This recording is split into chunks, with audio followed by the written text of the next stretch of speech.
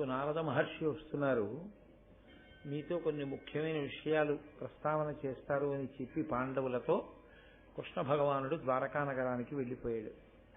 తదనంతరం ఆ మరుసటి రోజున నారద మహర్షి వచ్చారు ఇంద్రప్రస్థానికి. పాండవులు ఆయన్ని చూసి ఎంతో సంతోషించారు.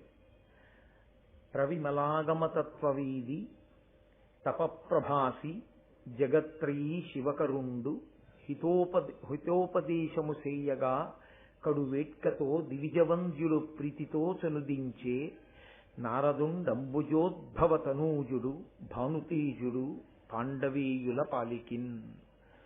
ఆ నారద మహర్షి యొక్క దర్శనమే అంత గొప్పది. ఎందుచేత అంటే ఆయన వేదముల చేత ప్రతిపాదింపబడినటువంటి తత్వాన్నంతటినీ కూడా అనుభవంలోకి తెచ్చుకున్నటువంటి వాడు, విశేషమైనటువంటి తపస్సు చేసినవాడు, జగత్రయీ శివకరుండు, మూడు లోకములకు కూడా ఎప్పుడూ శుభం జరిపించేటటువంటి ప్రయత్నమునందు పూనిక కలిగినటువంటి వాడు, హితోపదేశము చేయగా ఏదో ఒక మంచి మాట చెప్పడం కోసమని ఆయన బయలుదేరి వచ్చాడు.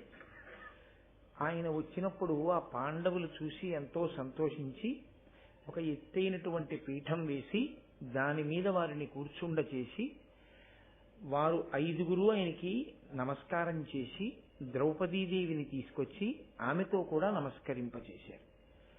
ఒక మహాత్ముడు వచ్చినప్పుడు ఎలా ప్రవర్తించాలో మనకి నేర్పుతాయి పురాణితిహాసములు. నారదుని యొక్క వైభవం అటువంటిది. ఆయన ఒక మంచి మాట చెప్పడానికి వచ్చాడు అంటే ఆయన చెప్పేటటువంటి మంచి మాట పాండవుల జీవితాన్ని అంతగా తీర్చిదిద్దగలిగినదై భవిష్యత్తులో ఎంతో ప్రయోజనాన్ని చేకూర్చగలిగినటువంటి మాట చెప్పగలిగినటువంటి అధికారం ఉన్నవాడు కాబట్టి బయలుదేరి వచ్చాడు. ఆయన ఆ మంచి మాట చెప్పడంలో ఆయన ఉద్దేశ్యం పాండవులను రక్షించడమే. ఎందుకు వాళ్ళని రక్షించాలి? నారదుడు ఎందుకంత ప్రయత్నపూర్వకంగా బయలుదేరి వచ్చి పాండవులకు మంచి మాట చెప్పాలి అంటే పాండవులు పట్టుకున్నటువంటి ధర్మమే దానికి కారణం. ఎటువైపు నుంచి ప్రమాదము వచ్చే అవకాశం ఉంటుందో అటువంటి అవకాశం రాకుండా నివారణ చేయడం. ప్రమాదం అంటూ ఒకసారి వచ్చిందనుకోండి, ఇబ్బంది అంటూ ఒకసారి ఏర్పడింది అనుకోండి, దాన్ని కొన్ని విషయాల్లో మీరు ముడి విప్పలేరు, చాలా కష్టం. నేను మీతో మనవి చేశాను, అసలు మహాభారతంలో రాజ్యం సమస్య అయితే, రాజ్య విభాగము సమస్య అయితే దాన్ని పరిష్కారం చేయడం అసలు కష్టంతో కూడుకున్నది కానే కాదు. ఎందుకంటే ధర్మరాజు గారు నాకు ఇంత రాజ్యం కావాలని కానీ, ఈ భాగాలు నాకు కావాలని కానీ ఆయన అడగలేదు. అరణ్యవాస అజ్ఞాతవాసములు అయిపోయిన తర్వాత ఆయన చెప్పినది ఏమిటంటే నాకు 5 ఊళ్ళు ఇస్తే చాలని అడిగాడు. 5 ఊళ్ళు ఇస్తే చాలు, తృప్తి పడతాను అని ధర్మరాజు గారు అన్నప్పుడు 5 ఊళ్ళు నచ్చజెప్పి ఇప్పించారనుకోండి, అయిపోయిందంటే. మరి సమస్య ఎందుకు జటిలమైంది? ద్రౌపదీదేవిని వాళ్ళు అవమానించడం అనేటటువంటి సంఘటన చేతనే కౌరవులు నశించిపోయారు. ఆవిడ్ని అవమానించిన కారణం చేతనే భీముడు ప్రతిజ్ఞ చేశాడు దుశ్శాసనుడి గుండెలు బదలగొడతానని. ఆవిడని తొడ చూపించి దుర్యోధనుడు వచ్చి తొడ మీద కూర్చోమని సంజ్ఞ చేసినటువంటి కారణం చేతనే దుర్యోధనుడి యొక్క తొడలు విరగ్గొడతాను అని ప్రతిజ్ఞ చేశాడు. ఇప్పుడు ఇన్ని ప్రతిజ్ఞలు ఎవరి కారణంగా వచ్చాయి? ఒక ఆడదాని కారణంగా వచ్చాయి. ఒక ఆడదాని కారణంగా వచ్చినటువంటి ఈ సమస్యలు పరిష్కారం దేనివల్ల అవుతాయి అంటే ప్రాణాలు పోవడం వల్లే అవుతాయి. అవి ఒక చోట కూర్చుని మాట్లాడుకుంటే పరిష్కారం అయ్యేవి కావు. రాజ్య సమస్య అయితే పరిష్కారం అవుతుంది. రాజ్య సమస్యని పరిష్కారం చేసేసుకుని దుర్యోధన దుశ్శాసనుల్ని సంహరించలేదనుకోండి, ద్రౌపదీదేవి కురులు ముడి వేసుకోదు. ఆవిడ ఆ కురులు అలాగే విప్పుకుని ఉంటుంది. ఆవిడ కురులు ముడి పడాలి అంటే దుశ్శాసన సంహారం జరిగి తీరాలి. ఇప్పుడు చూడండి ఎందుకు అంత పీఠముడి పడిపోయింది భారతంలో. ఒకే కారణం, ఆడదాన్ని గౌరవించినా అంత ఉన్నతికి వెడతాడు. ఆడవారి విషయంలో చాలా చులకన భావంతో ప్రవర్తించడం చేతనైనా చిట్ట చివరికి ప్రాణాన్ని పోగొట్టుకోవలసిన స్థితి వస్తుంది. కాబట్టి తస్మాత్ జాగ్రత్త అని భారతం మనకి సందేశాన్ని ఇస్తుంది. కాబట్టి నారద మహర్షి ఏదో చాలా దూరదృష్టితో వచ్చారు. ఎక్కడో ఏదో పెద్ద ప్రమాదం జరగబోతోంది, ఒక ఏర్పాటు ఉండకపోతే ఎక్కడి నుంచో ఒక ఇబ్బంది ఒకటి వస్తుంది. ఆ ఇబ్బంది రాకుండా ఉండాలంటే నారద మహర్షి జోక్యం చేసుకోవాలి. అందుకుని వచ్చారు ఆయన వచ్చి ఆ పాండవులు 5గురిని కూర్చోపెట్టి మాట్లాడుతున్నారు. వారు కూడా అంత గౌరవించారు, అంత మర్యాదనిచ్చారు. గురువుగారి విషయంలో శాస్త్రం ఒక మర్యాదతో కూడిన మాట చెప్తుంది. గురువుగారు ఆదేశించి కూర్చోమంటే ఏమో కానీ గురువుగారు ఆదేశించినప్పుడు గురువుగారితో సమానంగా ఎప్పుడూ కూర్చోకూడదు. గురువుగారి కన్నా తక్కువలో మాత్రమే కూర్చోవలసి ఉంటుంది. అది దాని వలన గురువుగారికి కొత్తగా ఏదో ఒరిగిపోయిందని మీరు అనుకోకూడదు. ఆ పూజ్య భావన మిమ్మల్ని పెంచుతుంది, పైకెత్తుతుంది. నేను మీతో చాలా మార్లు మనవి చేశాను, ఎవడు పూజని జాగ్రత్తగా చేస్తాడో, ఎవడు పూజ యొక్క అంతరార్థమును గుర్తిరిగి చేస్తాడో వాడు పూజనీయుడవుతాడు. నిన్న భీష్ముడు అదే అంటాడు, ఒకరిని పూజించారు అంటే కారణం ఏమిటి? కేవలము కీర్తి చేతనే పూజిస్తారు. కీర్తి లేనివాడు పూజార్హుడు కాలేడు. ఎక్కడికి వెళ్ళినా గౌరవింపబడడానికి కారణం కేవలము వారు సంపాదించుకున్న కీర్తి కారణంగా ఉంటుంది. శరీరం పడిపోయినా ఆ వ్యక్తికి ఇచ్చేటటువంటి గౌరవం ఆయన శరీరంతో ఉన్నప్పుడు సంపాదించుకున్న కీర్తి కారణమై ఉంటుంది. కాబట్టి అహరహము కీర్తి నశించిపోకుండా ఉండడానికి వీలైన రీతిలో అశిధారావ్రతంగా మనుష్యుడు తన జీవితాన్ని చక్క చేసుకుని చక్కగా ప్రవర్తించవలసి ఉంటుంది. ఆ నడవడిని నేర్చుకోవలసి ఉంటుంది, జాగ్రత్తగా దిద్దుబాటు చేసుకోవాలి. ఆ వినయం, ఆ మర్యాద పాండవుల దగ్గర లేదనుకోండి, వచ్చిన వారు వచ్చినట్టు వెళ్ళిపోతారు. నారద మహర్షి మరి పాత్రతకి అది గుర్తు. నారదుడు చెప్పడానికి వచ్చాడు, కానీ పాండవులకు ఆ పాత్రత ఉందా? వాళ్ళు తమ నడవడి చేత నిరూపించుకున్నారు. ఇప్పుడు నారద మహర్షి అన్నారు వాళ్ళని కూర్చోపెట్టి, సర్వధర్మజ్ఞులు ఋవీష పూజ్యులు అన్యోన్య నిత్య సౌహార్దయుతుల అగణిత గుణయుక్తి బొగడంగా తనువార ఇట్టి మీకేవురకిప్పుడు ద్రుపదసుత ఒక్కతియ ధర్మమతి ధర్మపత్ని అయినది. ఈ క్రమంబు లోకాగమంబులందు విరుద్ధము. ఈ సుందరి కారణంబున మీకు విప్రీతి పుట్టకుండనుండవలయు. ప్రియ సహోదరులు తొల్లి సుందోపసుందులొక్క యువతి కడరి విగ్రహించి అసురవీరులు తమలోన పొడిచి మృత్యు నిలయమునకు చనిరి.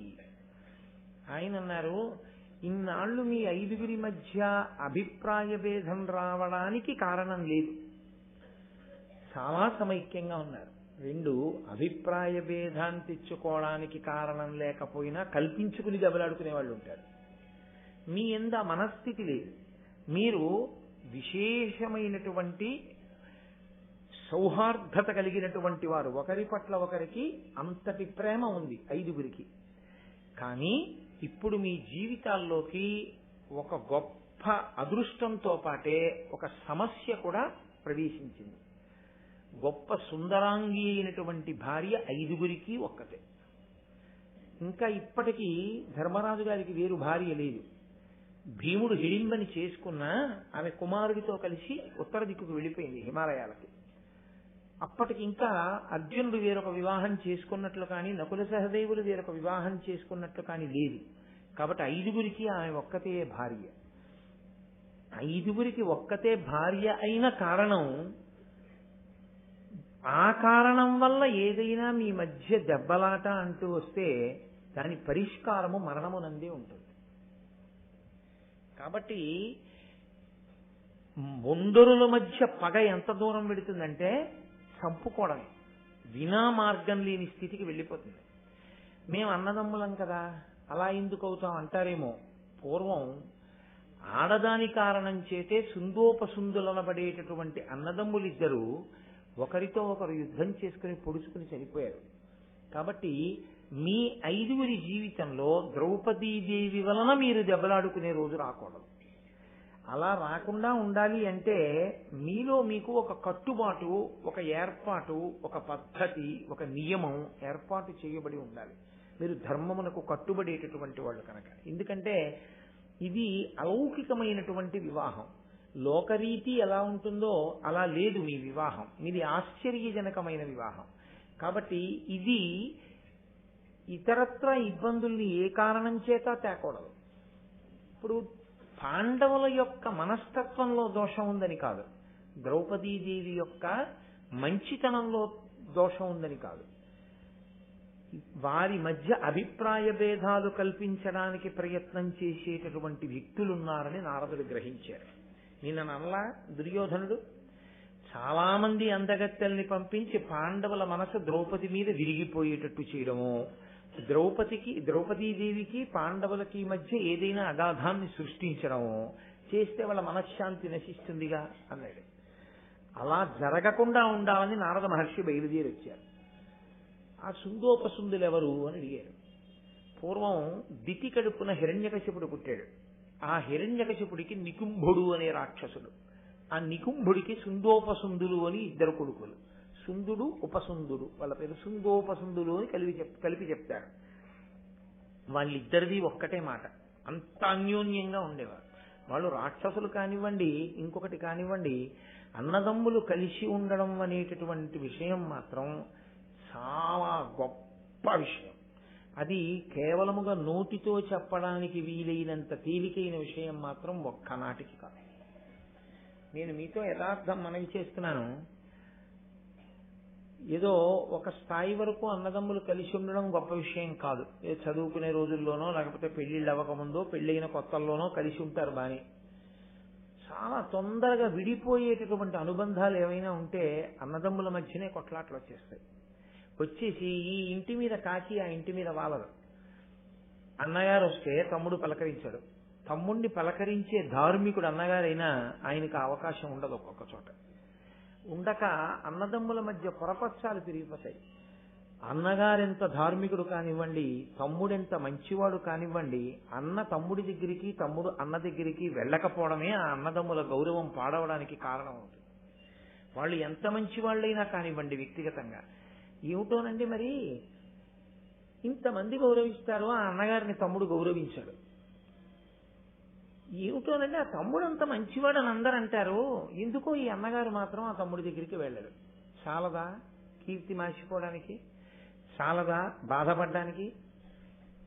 ఇది చాలా చిత్రంగా ఉంటుంది. అందులో 50 సంవత్సరములో 60 సంవత్సరములో వచ్చిన తర్వాత దెబ్బలాడుకోవడం అంత అర్ధరహితమైన విషయం లోకంలో ఇంకోటి ఉండదు. ఎందుకంటే స్వతంత్ర్యంగా మనుష్యుడు తన తమ్ముడింటికో తన అన్నగారింటికో వెళ్ళాలి అంటే ఈ రోజుల్లో ఉన్న పరిస్థితిని ఆలోచిస్తే 65 సంవత్సరముల వయస్సు వచ్చే వరకు మాత్రమే అలా వెళ్ళగలడు.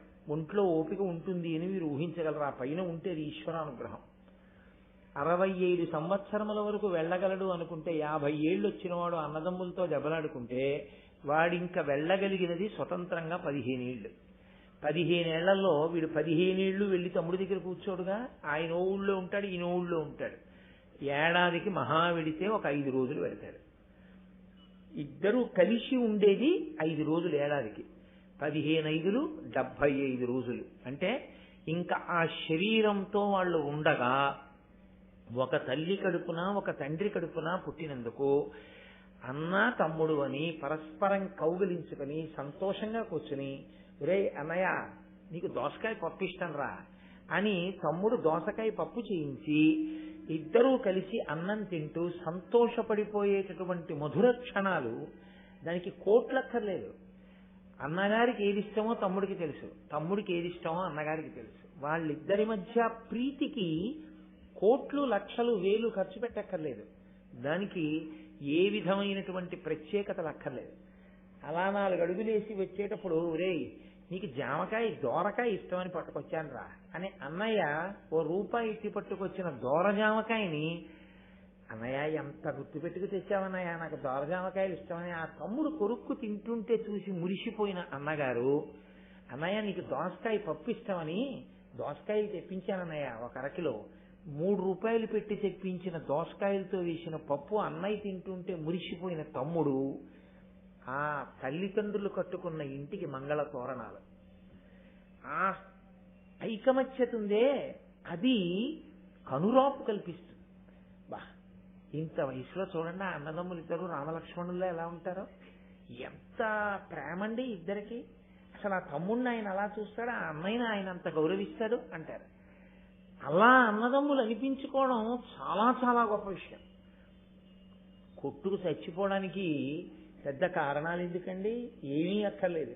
అసలు ఏ కారణానికి అన్నయ్య మొహం తమ్ముడు చూడడో తెలియదు, ఏ కారణానికి తమ్ముడు అన్నయ్యను రానివ్వడో తెలియదు. అలా లేవు కొన్ని జీవితాలు ఉంటాయి. అది శోభస్కరం కాదు, అది మంగళప్రదం కాదు, అది గర్వంగా చెప్పుకోవడానికి తగిన లక్షణం కాదు. అది ఎప్పుడైనా తలుచుకున్నప్పుడు గుండెల్లో గుచ్చుకున్న ముళ్ళు. కానీ అన్నదమ్ములు కలిసి ఉండడం చాలా సౌభాగ్యహేతువు. అలా మీరు కలిసి ఉండాలి, మీరు విడిపోకూడదు. అది రాక్షసులే కానివ్వండి, దైవతలే కానివ్వండి, మనుష్యులే కానివ్వండి, అన్నదమ్ములు కలిసి ఉండడమే అంత గొప్ప విషయం. అన్నదమ్ములు కలిసి ఉండడం అంటే అందరూ ఒక ఇంట్లోనే ఉండాలని కూడా ఏం నియమం లేదు. ఎవరి ఇంట వారున్నా, ఎవరి ఊర్లో వారున్నా కలుసుకున్నప్పుడు ఆ ఆప్యాయతతో కలుసుకోగలిగితే చాలు. ఆ పరిమితిలో వాళ్ళు అలా ఆనందించగలిగినా చాలా సంతోషం. కాబట్టి సుందోపసుందులు రాక్షసులు కావచ్చు, కానీ వాళ్ళ ఐకమత్యత అటువంటిది. ఇంత ఐకమత్యత కలిగిన సుందోపసుందులు ఒక చిత్రమైన మాట అన్నారు. వాళ్ళన్నారు, అసలు లోకంలో అనన్య సాధ్యమైనటువంటి వైభవాన్ని పొందాలి అంటే అది దేని చేత సాధ్యం కాదు, కేవలము తపస్సు చేత మాత్రమే సాధ్యం. ఇది చాలా పెద్ద మాట ఉస్మండి. సుందోపసుందులు రాక్షసులైతే కావచ్చు, కానీ వాళ్ళు చాలా పెద్ద మాట అన్నారు. అసలు ఈ శరీరంతో వచ్చిన వాడు మళ్ళీ ఈ శరీరంలోకి వెళ్లకుండా ఉండాలి అంటే పెట్టవలసిన పెట్టుబడి శరీరమే. మీరు ఆలోచించండి. ఈ శరీరంతో వచ్చాడు, ఇంకొకసారి శరీరంలోకి వెళ్ళకూడదనుకున్నాడు, అంటే మోక్షం కావాలి. ఇప్పుడు వాడు దేన్ని పెట్టుబడి పెట్టాలి? ఈ శరీరాన్నే పెట్టుబడి పెట్టాలి. పెట్టి శీతాకాలం అని చూడకుండా తలస్నానం చేయాలి, వేసవి కాలం అని చూడకుండా కాళ్ళు కాలుతున్నా శ్రీకాళహస్తిలో తడబడకుండా ప్రదక్షిణం చేయగలగాలి. ఈ శరీరం డస్సిపోతోంది, ఈ శరీరానికి ఇబ్బంది వచ్చేస్తోంది, ఈ శరీరం ఏమైపోతుందో అని బెంగ పెట్టేసుకున్నవాడు అసలు ఈ శరీరాన్ని పెట్టుబడి పెట్టకుండా ఈశ్వరుణ్ణి ఎలా చేరుకుంటాడు? కుదరదు. చాలా లాభం రావాలనుకున్న వ్యాపారస్తుడు ముందు తన ఇంట్లో ఉన్న డబ్బు తీసే పెట్టుబడి పెట్టాలి. మా ఇంట్లో డబ్బులు పెట్టుబడి పెట్టండి, నాకు లక్షలు కావాలండి అన్నవాడికి ఎలా వస్తాయి లక్షలు? రావు. ముందు తన ఇంట్లో బీరువాలోంచి డబ్బులు తీసుకొచ్చి పెట్టుబడి పెట్టాలి. ఈశ్వరానుగ్రహం కావాలనుకున్నవాడు ముందు దీంతోనే ధర్మాచరణం చేయవలసి ఉంటుంది. దీనికి భోగం కావాలి అనుకుంటే, నువ్వు ఐశ్వర్యం పొందాలి అనుకుంటే దీనితోనే నువ్వు పుణ్యం చేయవలసి ఉంటుంది. దీనితో పుణ్యం చేయడంలో అంతర్భాగంగా ఇది ఖేదపడుతుంది. ఇది ఇబ్బంది పడకుండా పుణ్య సాధన సాధ్యం కాదు. ఏ కష్టమూ పడకుండా నువ్వు ఈశ్వరుడి యొక్క అనుగ్రహాన్ని పొందేద్దాము అంటే అది అంత తేలికైనటువంటి విషయం కాదు. కాబట్టి ఆయన అన్నాడు, అనితర సాధ్యమైన భోగమునకు కాని, లేదా అసలు సృష్టిలో ఏదైనా మహోత్కృష్టమైన కోరిక తీరడానికి కాని హేతు ఒక్కటే, తపస్సు చేయగలుగుటయే. తపించాలి ఈశ్వరుడి గురించి. కాబట్టి ఒరే తమ్ముడు, మనం గొప్ప కోరికలు కోరుదాం, వాటి కోసం తపస్సు చేద్దాం, వస్తావా అన్నాడు. అన్న ఏం చెప్తే తమ్ముడు కదా. కాబట్టి అలాగే అన్నయ్య అన్నాడు. ఇద్దరూ కలిశారు, వింధ్య పర్వతం యొక్క గుహలోకి వెళ్ళారు. ఎంత తపస్సు చేశారో తెలుసా అండి? ఈ శరీరము దేని నుంచి విముఖంగా ఉంటే భోగం అని పిలుస్తుందో దానికి అనుకూలంగా పెట్టి ఖేదం కల్పించారు. మీరు చూడండి, బయట వాతావరణం వేడిగా ఉందనుకోండి, దీంట్లో చల్లటిది పోశారనుకోండి సుఖం. బయట వాతావరణం చల్లగా ఉందనుకోండి, దీంట్లో వేడిగా ఉండేది పోశారనుకోండి, దీనికి సుఖం. బయట బాగా చల్లగా ఉందనుకోండి, దీని మీద వేడి నీళ్లు పోస్తే సుఖం. బయట చాలా వేడిగా ఉందనుకోండి, దీని మీద చల్లటి నీళ్లు పోస్తే సుఖం. బయటి వాతావరణం ఎలా ఉంటుందో దానికి వ్యతిరేకంగా ఉంచితేనే భోగం కల్పించినట్టు అని చెప్తూ ఉంటుంది మనసు ఎప్పుడు. కానీ వాళ్ళు ఏం చేశారంటే, ఇది ఖేదపడిపోయినా పర్వాలేదు, ఈశ్వరుడి యొక్క అనుగ్రహం మాకు కావాలి. ఇక్కడే చిన్న తేడా వల్ల నశించిపోతారు రాక్షసులు. కాబట్టి శీతాకాలంలో నీటిలో, వర్షాకాలంలో నీటిలో తల ఇలా పైకెత్తి చూస్తూ కొన్నాళ్ళు ఇలా తల కిందకి దించుకుని మాత్రమే ఉండిపోయి, అదేమంత తేలిక విషయం కాదు. తల చాలాసేపు మీరు ఇలా కిందకి దించి అలా ఉండలేరు. కొంతసేపటికి ఇదంతా నొప్పి వచ్చేస్తుంది. అలా తల దించుకుని ఉండి కొన్ని సంవత్సరాలు రెండు చేతులు పైకెత్తి ఉంచేసి కొన్ని సంవత్సరాలు, ఒంటికాలు మీద నిలబడి కొన్ని సంవత్సరాలు, ఇలా బయట అసలు ఆహారం తీసుకోవడం మానేసి గాలిని భక్షిస్తూ కొన్ని సంవత్సరాలు తపస్సు చేస్తే వాళ్ళ యొక్క ఆ బ్రహ్మస్థానంలోంచి తపో ధూమము పైకి వచ్చి అది వింధ్యపర్వత గుహలోంచి పైకి వచ్చి ఆకాశాన్ని కప్పింది. కప్పితే దేవతలు బ్రహ్మగారి దగ్గరికి వెళ్ళారన్నారు, అనితర సాధ్యమైన తపస్సు చేశారు సుందోపసుందులు, కాబట్టి వాళ్ళని అనుగ్రహించమన్నారు. చతుర్ముఖ బ్రహ్మగారు ప్రత్యక్షమయ్యారు. ఇది ఒక భక్తుడైతే ఏమంటాడంటే, నీ పాదముల ఎడ విస్మృతి లేని భక్తిని నాకు కృప చెయ్యి అని అడుగుతాడు. అంతే, ధన్యుడైపోతాడు. ఏ శరీరాన్ని ఇంత కష్టపడి అడ్డుపెట్టి వీళ్ళు వ్యాపారంగా చేశారో, అంత కష్టపడి ఆ తపస్సు చేశారో, దాన్ని నిజంగా వ్యాపారం చేసుకుంటారు. ఇప్పుడు ఆ వచ్చిన బ్రహ్మగారిని వాళ్ళు ఏమడిగారంటే, మాకు కొన్ని కోరికలు ఉన్నాయి, కోరిన రూపం మాకు వచ్చేయాలి. ఇది లోకంలో ఇదో గమ్మత్తు. ఇలా ఉన్నాడు అనుకోండి, నేను సర్వోత్కృష్టమైనటువంటి ప్రాణిరా, నేను మనుష్యుణ్ణిరా అని వాడు తృప్తి పడ్డాం. వాడికి ఏదో ఒక దిక్కుమాలిన కోరిక పుడుతుంది. అలా అది ఉంది చూసావా, దానిలో నేను ఉంటే ఎలా ఉంటుందని. ఈ కోరిక వల్లే మనిషి ఏం చేశాడో తెలుసా అండి, సృష్టిలో ఉన్న ప్రతి జీవరాశిలోనూ ఉన్నటువంటి ప్రతి జీవిలో ఉన్నటువంటి ఉత్కృష్టమైన లక్షణం ఏదుందో దాన్ని తెచ్చి వాడుకున్నవాడు మనుష్యుడు ఒక్కడే. మీరు గమనించండి, ఏనుగుంది, దాని దంతం తెచ్చి బొమ్మలు చేసుకునేవాడు మనుష్యుడే. గుర్రం ఉంది, దాని మీద ఎక్కి స్వారీ చేసేవాడు మనుష్యుడు ఒక్కడే. ఆవు ఉంది, దాని పాలు తెచ్చుకుని అభిషేకం చేసుకునేవాడు మనుష్యుడే. గేదె ఉంది, దాని పాలు తెచ్చుకుని తోడుపెట్టుకు పెరుగు తినేవాడు మనుష్యుడే. జింక్ ఉంది, దాని చర్మం తెచ్చుకుని వేసుకుని జపం చేసుకునేవాడు మనుష్యుడే. పులితోలు మీద కూర్చునేవాడు మనుష్యుడే. ఏనుగెక్కి ఆ అంబారీ మీద కూర్చుని యుద్ధానికి వెళ్లేవాడు, గజారోహణ సత్కారాన్ని పొందేవాడు మనుష్యుడే. ఒక నెమలుంది, దాని ఈకలు తెచ్చి ఇంట్లో అందంగా పెట్టుకుని నెమలి నాట్యం చేస్తుంటే సంతోషపడిపోయేవాడు మనుష్యుడే. పక్షుల్ని తీసుకొచ్చి పంజరాల్లో పెట్టేవాడు మనుష్యుడే. ఆఖరికి కస్తూరి మృగం కస్తూరి తెచ్చుకుని ఒంటికి రాసుకుని పొంగిపోయేవాడు మనుష్యుడే. ఇది ఒక జీవికున్న ప్రత్యేకతని వేరొక జీవి తన భోగానికి వాడుకోదు లోకంలో. ఇది ఏ జీవికి ఉండదు. మీరు చూడండి, ఏనుక్కి దంతం ఉంది, ఈ దంతం పట్టుకెళ్ళి నా గూట్లో పెట్టుకుంటానని చిలక పట్టుకెళ్ళదు. చిలకకి అందమైన ఎర్రటి ముక్కుండి అందంగా అరుస్తూ పండు కొరుకుతూ ఒకరన్న మాటని అనుకరించగలిగిన లక్షణం చిలకకుంటుంది. అలాగని పక్క కొమ్మ మీదున్న కాకి చిలకనెప్పుడు నువ్వు కావు కావు అను అని నేర్పదు.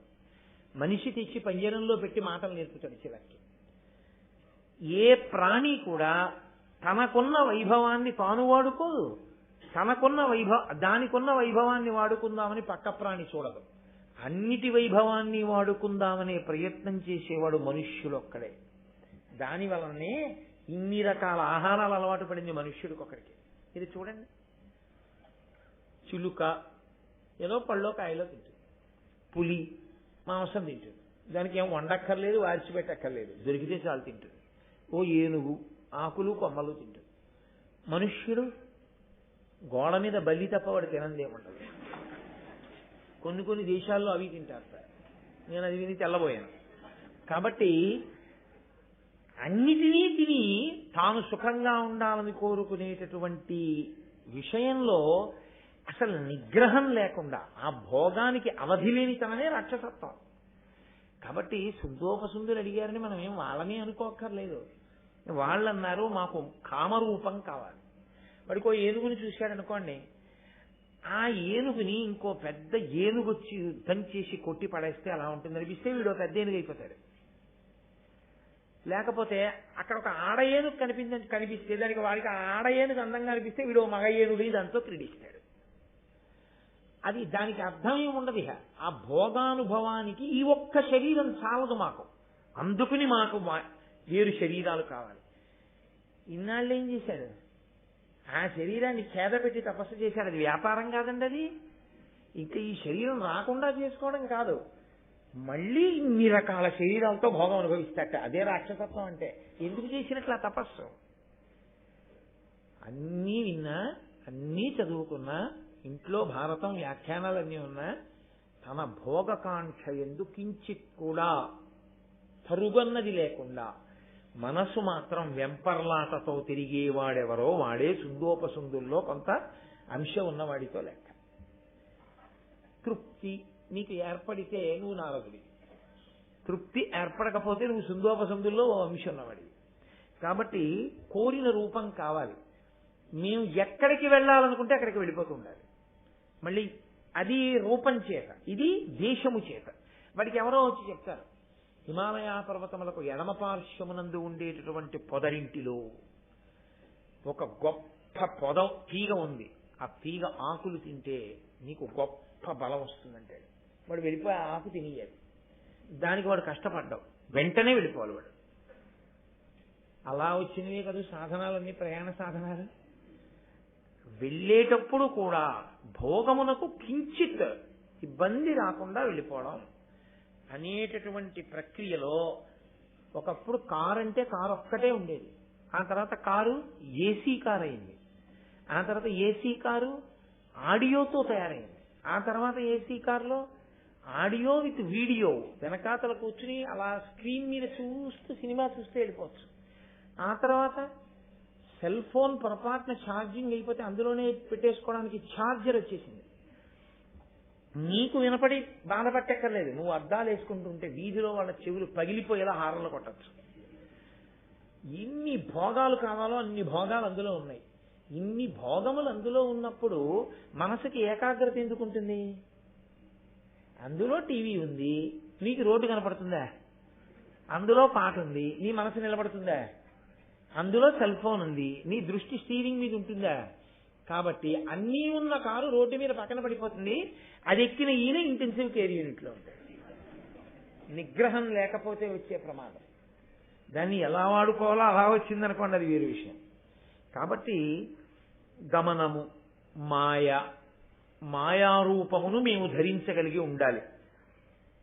నాలుగోది ఏమిటో తెలుసా? ఇన్ని ఉన్నాయి. నీకు ఇచ్చేసానన్న తర్వాత నీకు చచ్చిపోతే అందరినీ చావు రాకూడదు, అసలు ఈ శరీరం పడిపోకూడదు. ఇందుకు ఇంత కష్టపెట్టి తపస్సు చేసింది, అది విచిత్రం. అసలు మేము చచ్చిపోకూడదు బ్రహ్మదేవ. ఆయన అన్నాడు, అలా కుదరదులేవయ్యా, చచ్చిపోకపోవడం అన్నది వదిలేయి, అసలు ఇవ్వలేరు ఎవరది, అది ప్రకృతి పరిణామం, పడిపోవాలి ప్రతి ప్రాణి కూడా. కానీ ముందు 3 ఇస్తాను తీసుకో అంతే. వాడికి ఇంకేం కావాలండి 3 ఇచ్చేస్తే? ఉత్తర క్షణం ఎక్కడెక్కడ ఉన్న భోగములను అనుభవించాలి. అన్ని భోగముల కన్నా ఎక్కువ భోగములు ఎక్కువ ఉంటాయి అంటే స్వర్గలోకంలో ఉంటాయి. అందుకని వీళ్ళందరూ ఎప్పుడు ఎక్కడికి పోతారంటే స్వర్గలోకం మీద దాడికి పోతారు రాక్షసులందరూ. కాబట్టి ఆ స్వర్గలోకం మీదకి వెళ్ళాడు, అందరినీ ఇబ్బంది పెట్టేశాడు. ఎవరైనా ఒకవేళ వేదము అన్నా, ఈశ్వరుడు అన్నా, యజ్ఞము అన్నా, యాగము అన్నా వాళ్ళని పట్టారు, బంధించారు, తీసుకొచ్చారు, కారాగారంలో పెట్టేశారు. నాకన్నా ఈశ్వరుడు ఎవడన్నాడు. ఇంకా దాంతో వ్యక్తి పూజ మొదలు పెట్టాడు, నానా అల్లరి పెట్టడం మొదలు పెట్టాడు. ఆఖరికి వాడి కోరిక ఎంత దూరం వెళ్ళిపోయిందంటే వాడు అరణ్యంలో ఏనుగుల మధ్య ఏనుగై, పులుల మధ్య పులై, సింహాల మధ్య సింహమై వాటిని కూడా బాధపెట్టేవాడు. నేను యథార్థం చెప్తున్నాను, భారతంలో ఉంది, మీరు కావాలంటే చదవండి. కాబట్టి వీడికి ఉన్న శక్తులన్నీ ఎందుకు పనికొచ్చాయంటే వీళ్ళు తప్ప మిగిలిన వాళ్ళని బాధ పెట్టడానికి పనికొచ్చాయి.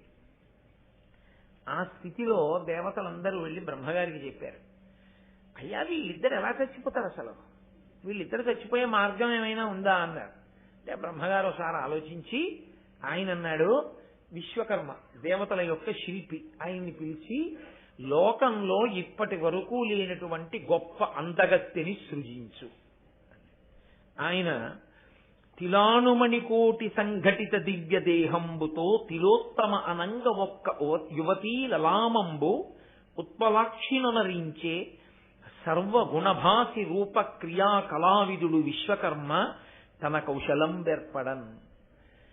ఆయన రత్నాలలో నువ్వు గింజలంతంత ఉండేటటువంటి రత్నములను కొన్నిటిని తీసుకుని ఆ నువ్వు గింజల్లాంటి రత్నాలతో ఆ తేజస్సుతో ఒక స్త్రీని సృజించాడు.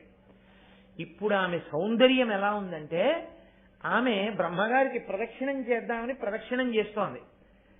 బ్రహ్మగారికి ముందు తలకాయ ఒకటి ఉంది. అప్పుడు ఆయన ఇలా చూశాడు, చూసి అయ్య బాబోయ్, ఏదో అందగత్తిని సృజించమంటే ఇంత అందగత్తిని సృజించాడేమిటని, బ్రహ్మగారంతటి వాడు నేనెప్పుడూ చేయలేదు ఇలాంటి సృష్టి, ఇంత గొప్ప సృష్టి అని ఆవిడ ప్రదక్షిణం చేస్తుంటే సృష్టికర్త తెల్లబోయాడు.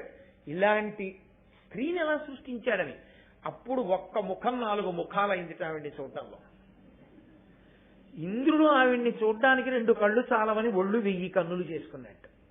అంత అందగత్తెని సృజించి బ్రహ్మగారు అన్నారు, వాళ్ళకేం వికారం ఏం లేదు, ఆ చూడడం చేత అభినందించారు సృష్టిని. విశ్వకర్మని అభినందించారు.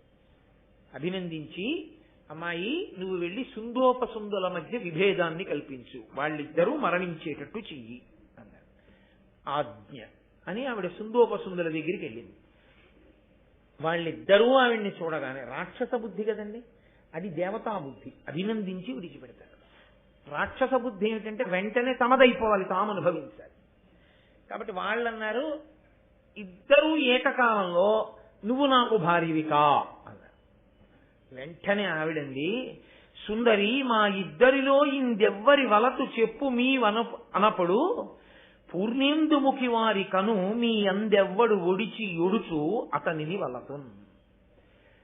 నాకు భార్య అంటే నాకు భార్య అని ఇద్దరు అంటుంటే ఆవిడంది, ఇద్దరికి భార్యని ఎలా అవుతానయ్యా, మీ ఇద్దరూ పరాక్రమం చూపించండి, ఇద్దరిలో ఎవరు పరాక్రమవంతులై మిగిలిపోతారో వాళ్ళని వివాహం చేసుకుంటారు అంతే. ఇన్నాళ్ళు వాళ్ళిద్దరూ ప్రతీదీ కలిసే అనుభవించారు, కలిసే ఉన్నారు సంతోషంగా తపస్సు దగ్గర నుంచి. ఇప్పుడు ఆ వచ్చిన తిలోత్తమ కోసం వీళ్ళిద్దరూ యుద్ధం మొదలుపెట్టి ఒకళ్ళనొకళ్ళు దారుణంగా కొట్టుకుని పొడుచుకుని ఇద్దరూ కలిసి ఒకేసారి చచ్చిపోయారు. ఆ తిలోత్తమ బ్రహ్మలోకానికి వెళ్ళిపోయింది. ఎవరు చెప్తున్నారు ఈ కథ? నారద మహర్షి చెప్తున్నారు. ఎవరితో చెప్తున్నారు? పాండవులతో చెప్తున్నారు.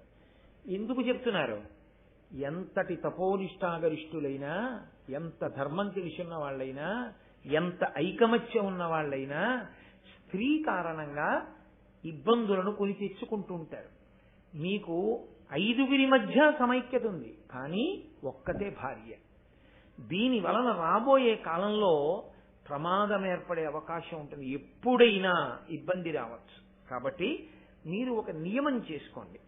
అనిన నారద మహాముని పల్కు చేకొని తమలో ఒడంబడి విమల బుద్ధి ఏవురయందును ద్రోవది ప్రీతితో ఒక్కొక్క ఇంట తానొక్క 7 క్రమముననుండను కమలాక్షి ఎవ్వరి ఇంట తానుండే ఇంటి వలన పెరవారు చనకుండా ఎరుగక చనిరేని వెలయగ 12 నెలలు తీర్థసేవ చేయుచును విశేష వ్రతంబులు ధీరవృత్తి చలుపువారుగాను సన్మునీంద్రునొద్ద సమయంబు చేసిరి రాజనుతులు పాండు రాజసుతులు. వాళ్ళు బుద్ధి కలిగిన వాళ్ళు, ధర్మాత్ములు కాబట్టి పెద్దలు చెప్పిన మాట వాళ్ళు వింటారు. కాబట్టి వాళ్ళు 5గురు కూర్చుని ఎందుకు చెప్పాడో నారదుడు మహాత్ముడు, ఏ దెబ్బలాట లేని దానికి మధ్యలో ఈయన పెద్దరికం ఏంటి అనలేదు. వాళ్ళు పెద్ద ఆయన వచ్చి చెప్పారు గురువు గారు. కాబట్టి మనం ఒక ఒడంబడిక చేసుకుందాం. ఇక నుంచి మన 5గురికి పత్ని అయినటువంటి ద్రౌపదీదేవి ఒక్కొక్క సంవత్సరం ఒక్కొక్కరి ఇంట్లో ఉంటుంది. ధర్మరాజు గారి ఇంట్లో ఉన్నప్పుడు మిగిలిన 4 ధర్మరాజు గారితో కలిసి ఉండగా, ఆవిడితో మాట్లాడుతున్నా, ఆవిడితో కలిసి ఎక్కడికన్నా వెడుతున్నా, కలిసి ఆ ఇంట్లో విహరిస్తున్నా, కలిసి ఆఖరికి ఓ గదిలో నిలబడున్నా, మిగిలిన 4 పొరపాటున కూడా వెళ్లి చూడకూడదు. ఒకవేళ అలా చూస్తే 12 నెలలు తీర్థయాత్రకి వెళ్ళాలి. అది పాపము కింద భావన చేద్దాం. చేసి తత్పాప పరిహారార్థం 12 నెలలు వెళ్ళాలి. సంస్కృత భారతంలో 12 సంవత్సరాలు వ్యాసుల వారు పెట్టిన నియమం. నన్నయ్య గారు ఆంధ్రీకరించినప్పుడు దాన్ని 12 నెలలుగా మార్చారు. కాబట్టి 12 నెలలు మనం అలాంటి నియమం పెట్టుకున్నాం. ఒక్కొక్కరింట 12 నెలలు ఉంటుంది ద్రౌపదీదేవి. అలాగే తప్పకుండా అంగీకారం. కాబట్టి ఆవిడ ధర్మరాజు గారి ఇంట్లో ఉండి చక్కగా సంతోషంగా జీవితాలు గడిచిపోతున్నాయి. మిగిలిన 4 తమ్ములు వేరొక చోట ఉన్నారు. ఎప్పుడైనా ధర్మరాజు గారితో మాట్లాడవలసి వస్తే వాళ్ళ సమావేశ మందిరం వేరే ఉండేది తప్ప ద్రౌపదీదేవితో కలిసి ఆయన ఉన్న ఇంటికి వెళ్లేవారు కాదు. కానీ ఒకానొకప్పుడు ఒక విచిత్రమైనటువంటి పరిస్థితి ఏర్పడింది. ఒక బ్రాహ్మణుని యొక్క ఆవుల్ని, దూడల్ని దొంగలు ఎత్తుకుపోయారు. అవి హోమధేనువులు, అంటే అందులో దాని వలన వచ్చేటటువంటి పాలు తదితర పదార్థముల చేత ఆయన హోమాన్ని చేస్తాడు. హోమము అంటే అగ్నిని ఆరాధన చేస్తాడు. బ్రాహ్మణుడికి అగ్ని ఆరాధన అత్యంత ముఖ్యమైనటువంటి విధి.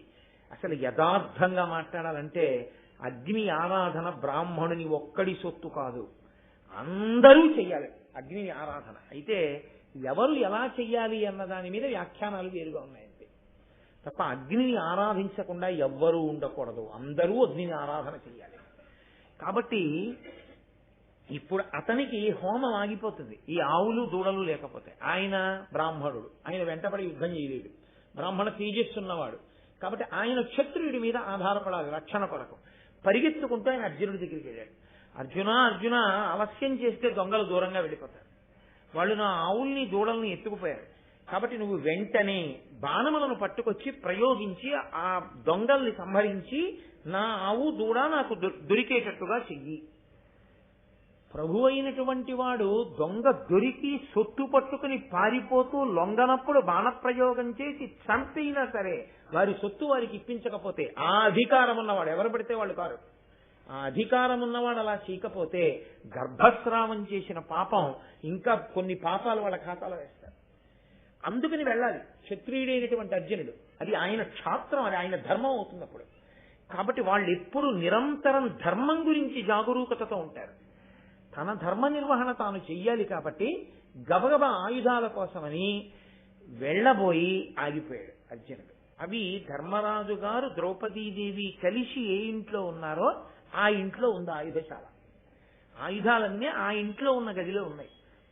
తొందరపడి వెడితే గభాలన ధర్మరాజు గారు ద్రౌపదీదేవితో కలిసి ఎక్కడైనా కనపడితే తను ఆజ్ఞని ఉల్లంఘించినట్టు అవుతుంది, పెట్టుకున్న నియమాన్ని ఉల్లంఘించినట్టు అవుతుంది. 12 నెలలు తీర్థయాత్రకి వెళ్ళిపోవాలి బ్రహ్మచర్యం పాటిస్తూ. కాబట్టి వెళ్లకుండా ఆగాడు. బ్రాహ్మణుడు అన్నాడు, నువ్వు ఇలా తటపటాయిస్తే నా ఆవుల్ని దూడల్ని ఎత్తుకుని వెళ్ళిపోతాడు చాలా దూరం, నాకు ఆవులు దూడలు దొరకవు. బ్రాహ్మణ సొత్తు అపహరింపబడుతుంటే చూస్తూ ఊరుకున్నవాడు క్షత్రియుడు ఎలా అవుతాడు? కాబట్టి తొందరగా పట్టుకురా ఆయుధాలు అన్నాడు. సరే, ముందు బ్రాహ్మణుణ్ణి ఆవుల్ని దూడల్ని కాపాడడం నా కర్తవ్యం, నా ధర్మం, దీనికోసం నేను పరిగెత్తవలసిందే అని ఆయుధశాలలోకి వెళ్ళాడు. ప్రతి కదలిక యందు పరదేవత ఉంటుందని నేను మీతో చెప్పాను కదండి. ధర్మం పట్టుకున్న వాణ్ణి బతికించాలి. ఎప్పుడు బతికించాలి? ఇప్పుడు కాకపోవచ్చేమో. దీని వెనక ఏం చెయ్యాలనుకుందో ఆ తల్లి. ఇక్కడి కదలిక ఎక్కడికి వెళ్ళి పెద్ద పునాది వేయాలో మీకు చూపిస్తాను, ఎందుకు వస్తుందో ఈ వృత్తాంతం నేను. అందుకే విజయ విలాసం చేశారు చామకూర వెంకటకవి తర్వాత వచ్చే ఘట్టం మీద ఏకంగా.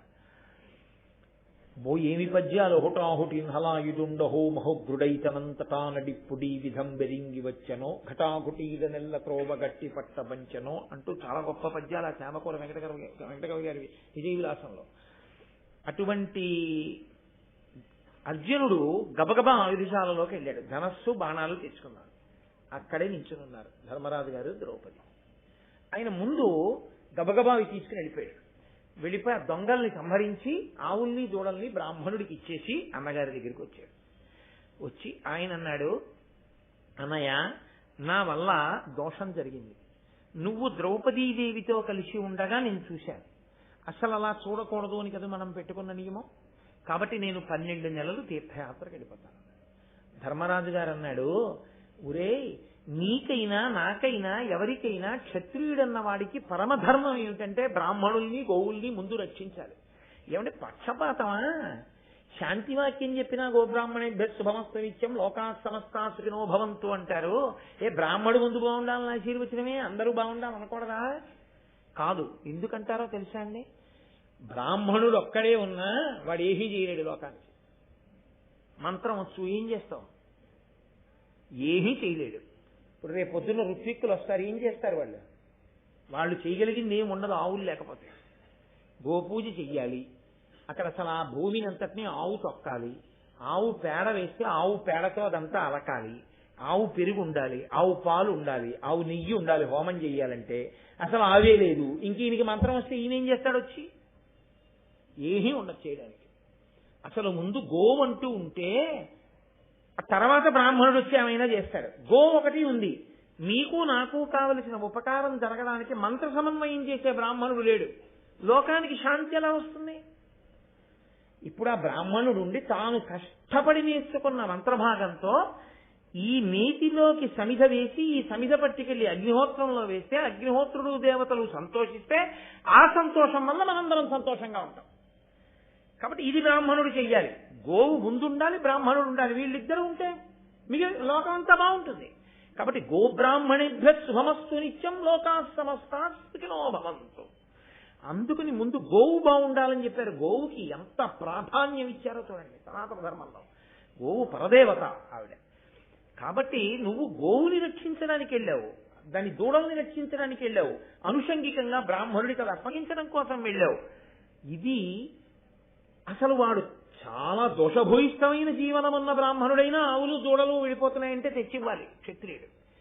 కాబట్టి నువ్వు తప్పు చేసింది ఏముందిరా? తీర్థయాత్రకు వెళ్ళడానికి నేను ద్రౌపదీదేవి ఉండగా నువ్వు కావాలని రాలేదు, తగినంత కారణం లేకుండా రాలేదు, ఏదో చొరబడిపోయి చూడలేదు. అయినప్పుడు దోషమే ఉంది అందులో, అక్కర్లేదులే తీర్థయాత్ర ఉండు అన్నాడు. వెంటనే అర్జునుడు అన్నాడు, లేదు. ఎందుకో నారద మహర్షి మన దగ్గరికి వచ్చి ఒక నియమనం చేయించారు మనతోటి. అది ఏ కారణానికైనా కానీ ఎందుకు తప్పు జరిగింది అన్నదానికి ప్రాయశ్చిత్తం చేసుకున్నవాడు, తప్పు జరిగిందని ఒప్పుకున్నవాడు గొప్పవాడు. కానీ తప్పెందుకు జరిగిందో కారణాలు చెప్పి ప్రాయశ్చిత్తం వదిలేసుకుని తప్పెందుకు చెయ్యొచ్చని సమర్థించుకు తిరిగిన వాడు ధర్మాత్ముడు ఎందుకు అవుతాడన్నాయా? రేపు పొద్దున లోకం గౌరవిస్తుందా అలాంటి వాడిని? ఏ కారణానికి జరిగినా తప్పు జరిగి తర్వాత ధర్మం జరిగింది. ధర్మాన్ని నిలబెట్టాను కానీ తప్పు మాత్రం చేశాను. కాబట్టి అన్నయ్య నన్ను వెళ్ళిపోని తీర్థయాత్రకి. నేను తీర్థయాత్రకు వెళ్ళినప్పుడు బ్రహ్మచర్యం పాటిస్తాను 12 నెలలు. కాబట్టి నేను వెళితే తీర్థయాత్రకు ఉపయోగం ఏముంది? అక్కడ గంగానది కనపడుతుంది, ఆ గంగానది వైభవం ఏమిటో చెప్పేవాడు ఉండాలా? అక్కడ దేవాలయం కనపడుతుంది, ఆ దేవాలయం గొప్పతనం ఏమిటో చెప్పేవాడు వాడు ఉండాలా? నేను క్షేత్రానికి వెళ్తాను, క్షేత్రం గొప్పతనం ఏమిటో చెప్పేవాడు వాడు ఉండాలా? లేకపోతే అక్కడ భూమి ఇక్కడ భూమి నీకేం తెలుసని ఉత్తిని అలా చూసేసి వచ్చేస్తాను అంతే. నీ కళ్ళ ఎదురుగుండా ఎంత గొప్పతనం ఉన్నా నీకు దాన్ని గుర్తించడానికి కావలసినటువంటి సమర్థత లోపించి ఉంది. ఇప్పుడు ఆ సమర్థత ఉండాలి అంటే ఆయనతో పాటుగా బ్రాహ్మణులు వెళ్ళాలి. వాళ్ళు వెళితే ఎక్కడ ఏది చెయ్యాలో అది చేయిస్తారు. మహానుభావ అర్జున ఇక్కడ సువర్ణదానం చెయ్యాలి, చేయిస్తారు. ఇక్కడ హోమం చేసుకోవాలి, చేయిస్తారు. ఇక్కడ నదీ స్నానం చెయ్యాలి, చేయిస్తారు. ఇక్కడ నీ పితృదేవతలను చెప్పి తర్పణలు ఇవ్వాలి, ఇప్పిస్తారు. ఎక్కడ ఏది చెయ్యాలో అది చేయిస్తే దేశకాలముల వలన ప్రయోజనం ఉంటుంది. అది తెలియనప్పుడు వెళ్ళి ఉపయోగం ఏముంటుంది? దానికి అర్థమేమి ఉండదు. వ్యాసుడు దేవీ భాగవతంలో ఒక గొప్ప మాట అంటారు, భ్రమన్ సర్వతీర్థేషు స్నాత్వా పునః నిర్మలం మనో యావత్ తావత్ సర్వం నిరర్ధకం.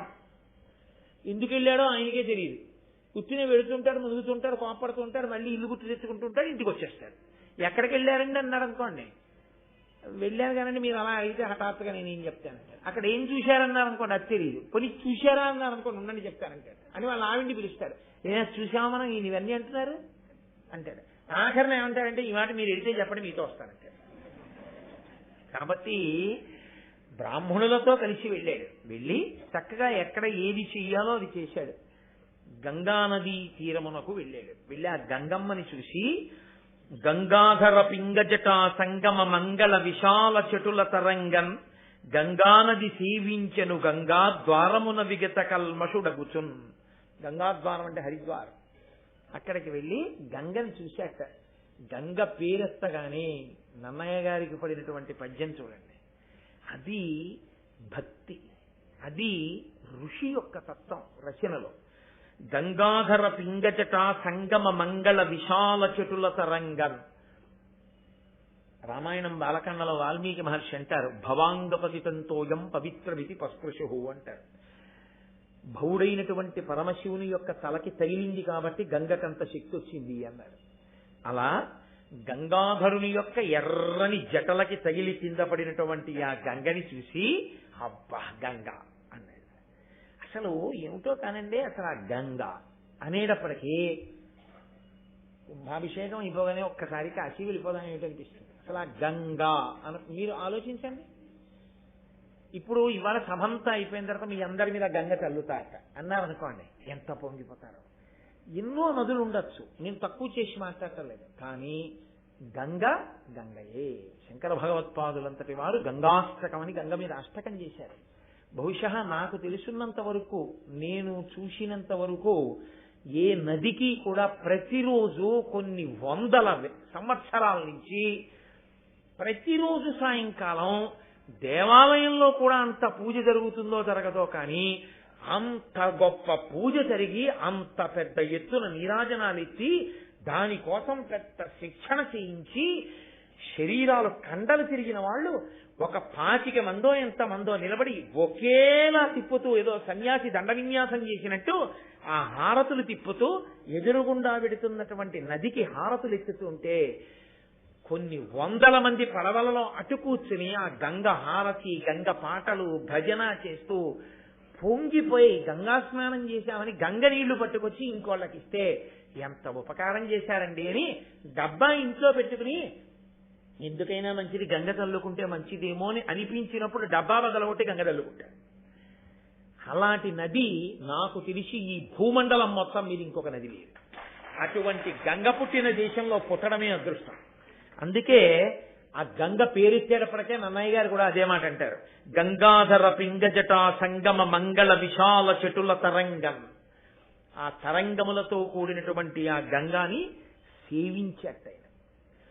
అంతేకాని ఆ గంగానది కనపడిందని అక్కడి నుంచి వెళ్ళి ఆటలాడడం అందులో దూకడం కాదు, గంగని సేవించాడు అంటే అంత పవిత్ర భావనతో స్నానం చేశాడు. స్నానం చేసి ఆయన ఆ గంగ ఒడ్డునే కూర్చుని హోమం చేసుకుంటున్నాడు. వాళ్ళు చెప్పారు, ఇది పరమ పవిత్రమైన ప్రదేశమయ్యా, ఇక్కడ కూర్చుని హోమం చెయ్యి, దేవతలు సంతోషిస్తారు.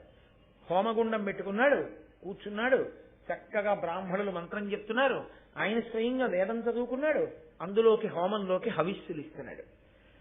అంతలో వచ్చింది ఒక ఆవిడ నాగకన్య.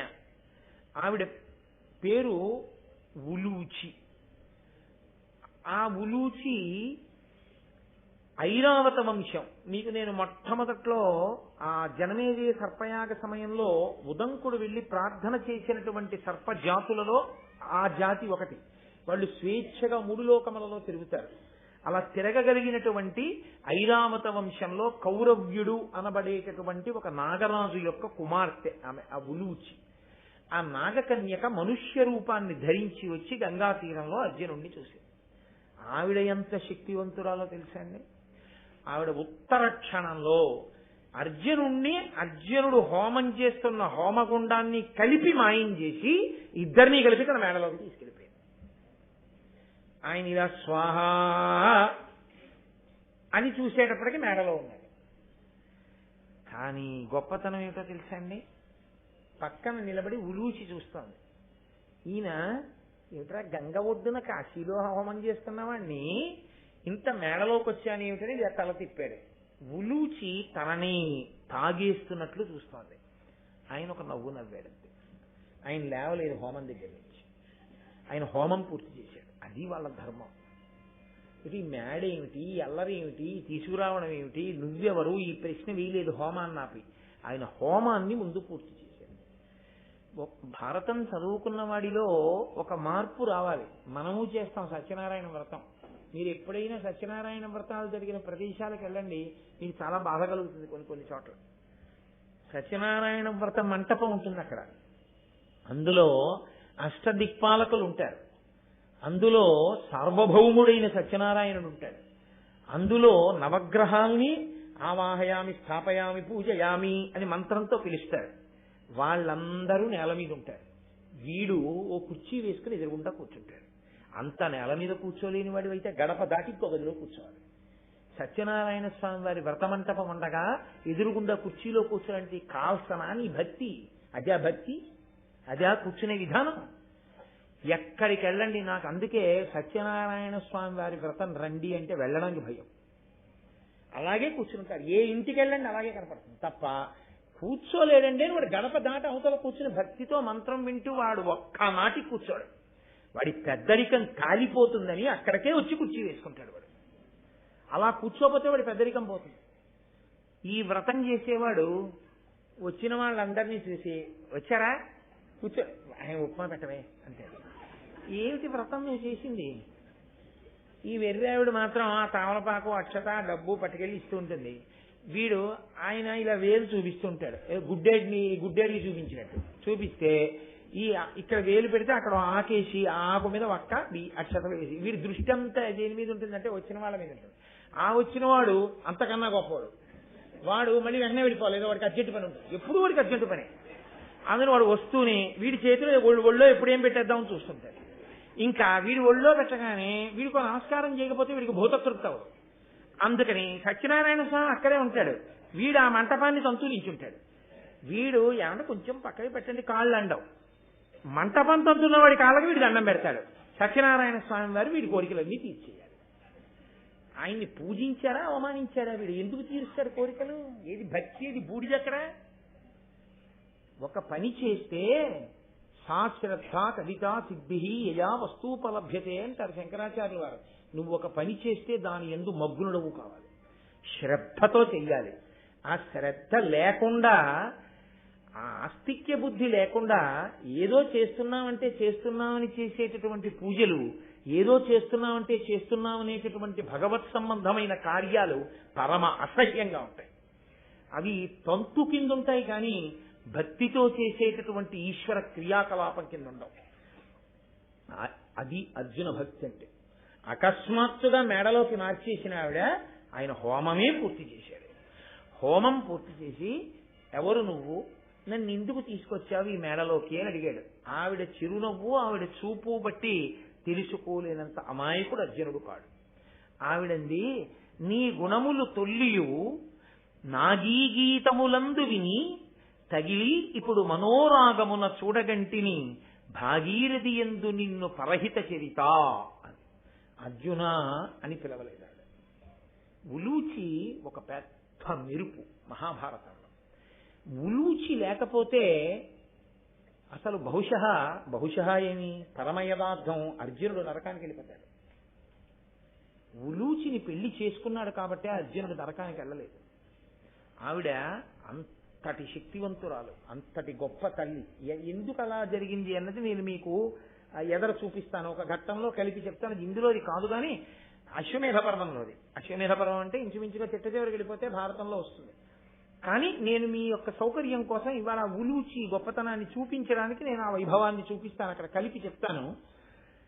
ఇప్పటికి అలా వినండి తప్ప ఆవిడ ఏదో కాముకురాలని మీరు తొందరపడి ఒక నిర్ణయానికి రాకండి. ఆవిడ అర్జునుడిని పిలిచినప్పుడు పార్థ అని పిలవలేదు, విజయ అని పిలవలేదు, అర్జున అని పిలవలేదు.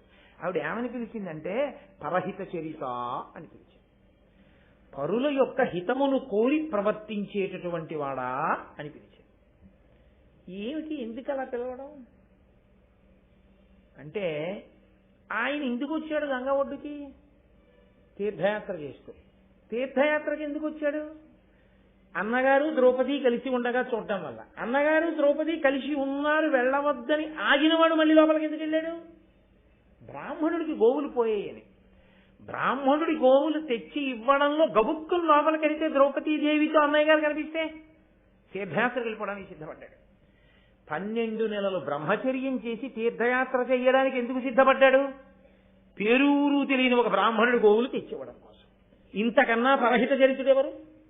ఇతరుల యొక్క మేలు గురించి ప్రయత్నించేవాడెవరు?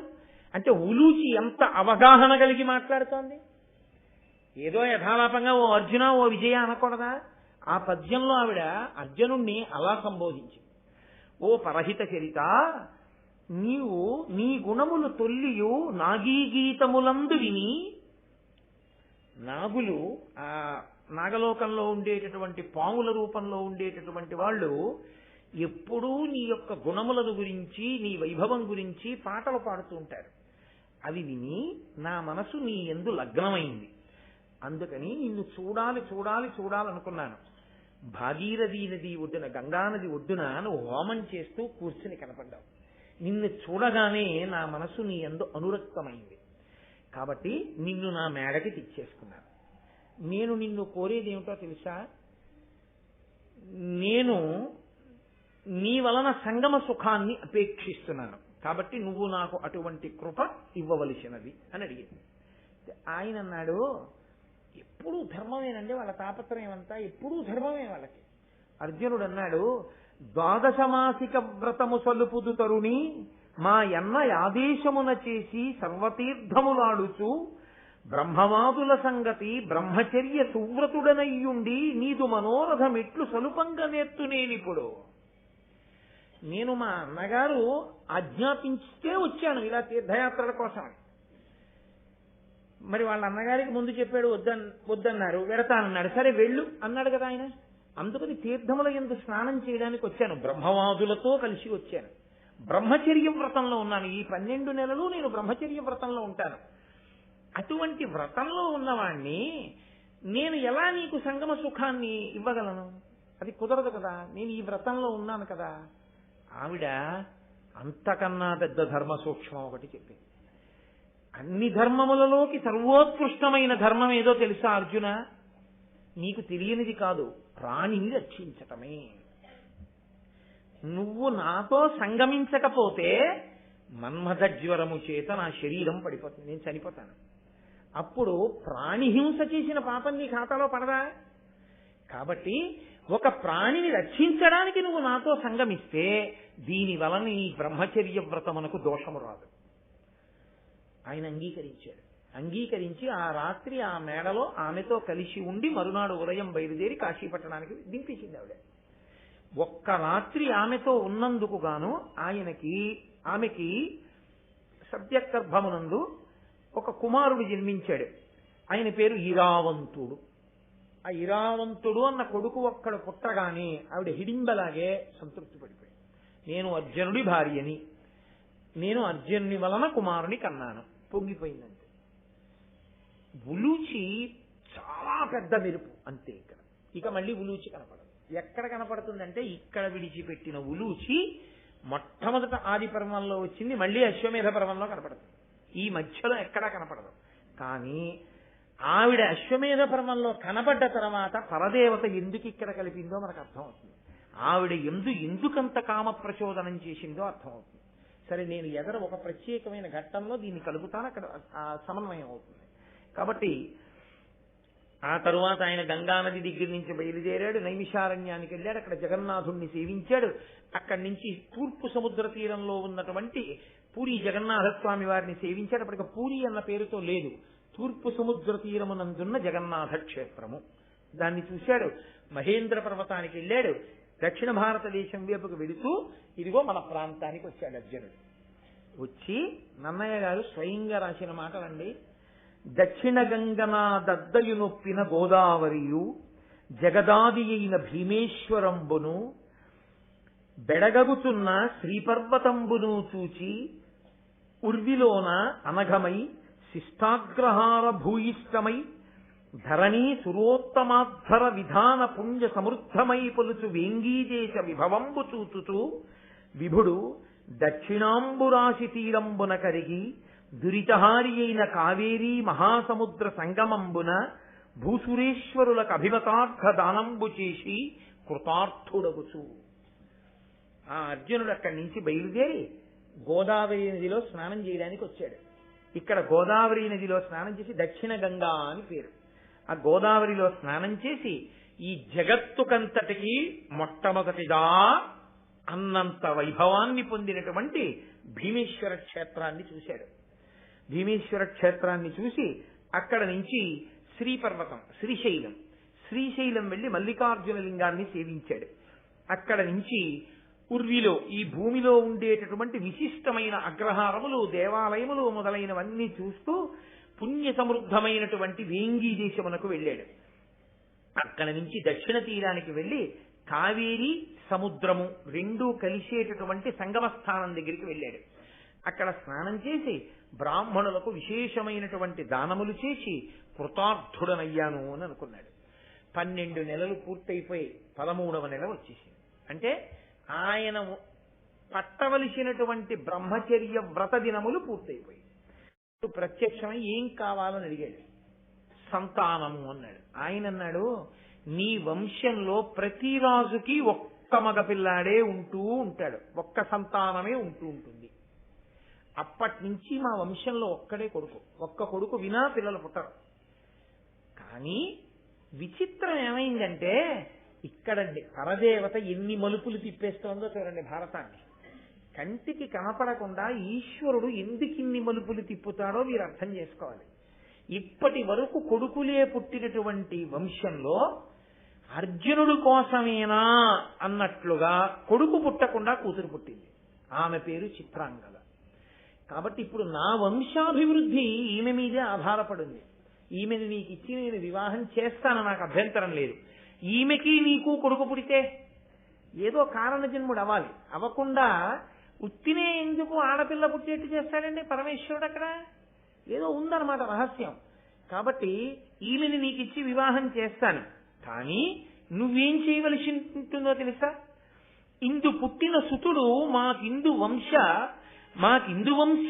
వంశ విస్తారకుండు కావలయు ఇదియా ఈ లతాంగికి ఉంకు ఇట్లీగనోపుదేని పిండిలి యగుమ మా ఇంటి ప్రీతి.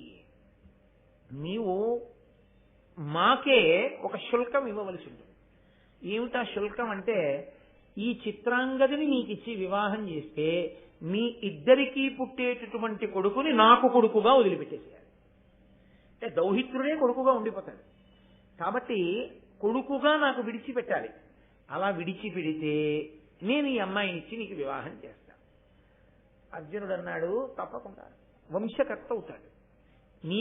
నీ కూతురుకు పుట్టిన కొడుకు దౌహిత్రుడు, తదనంతరం నీకు కొడుకుగా మిగిలిపోయి ఆయన కడుపున పుట్టినటువంటి బిడ్డలు నీకు వంశాన్ని పెంచేవాళ్ళు అవుతారు. తప్పకుండా అలాగే చేస్తానని ఆమెను వివాహం చేసుకున్నాడు.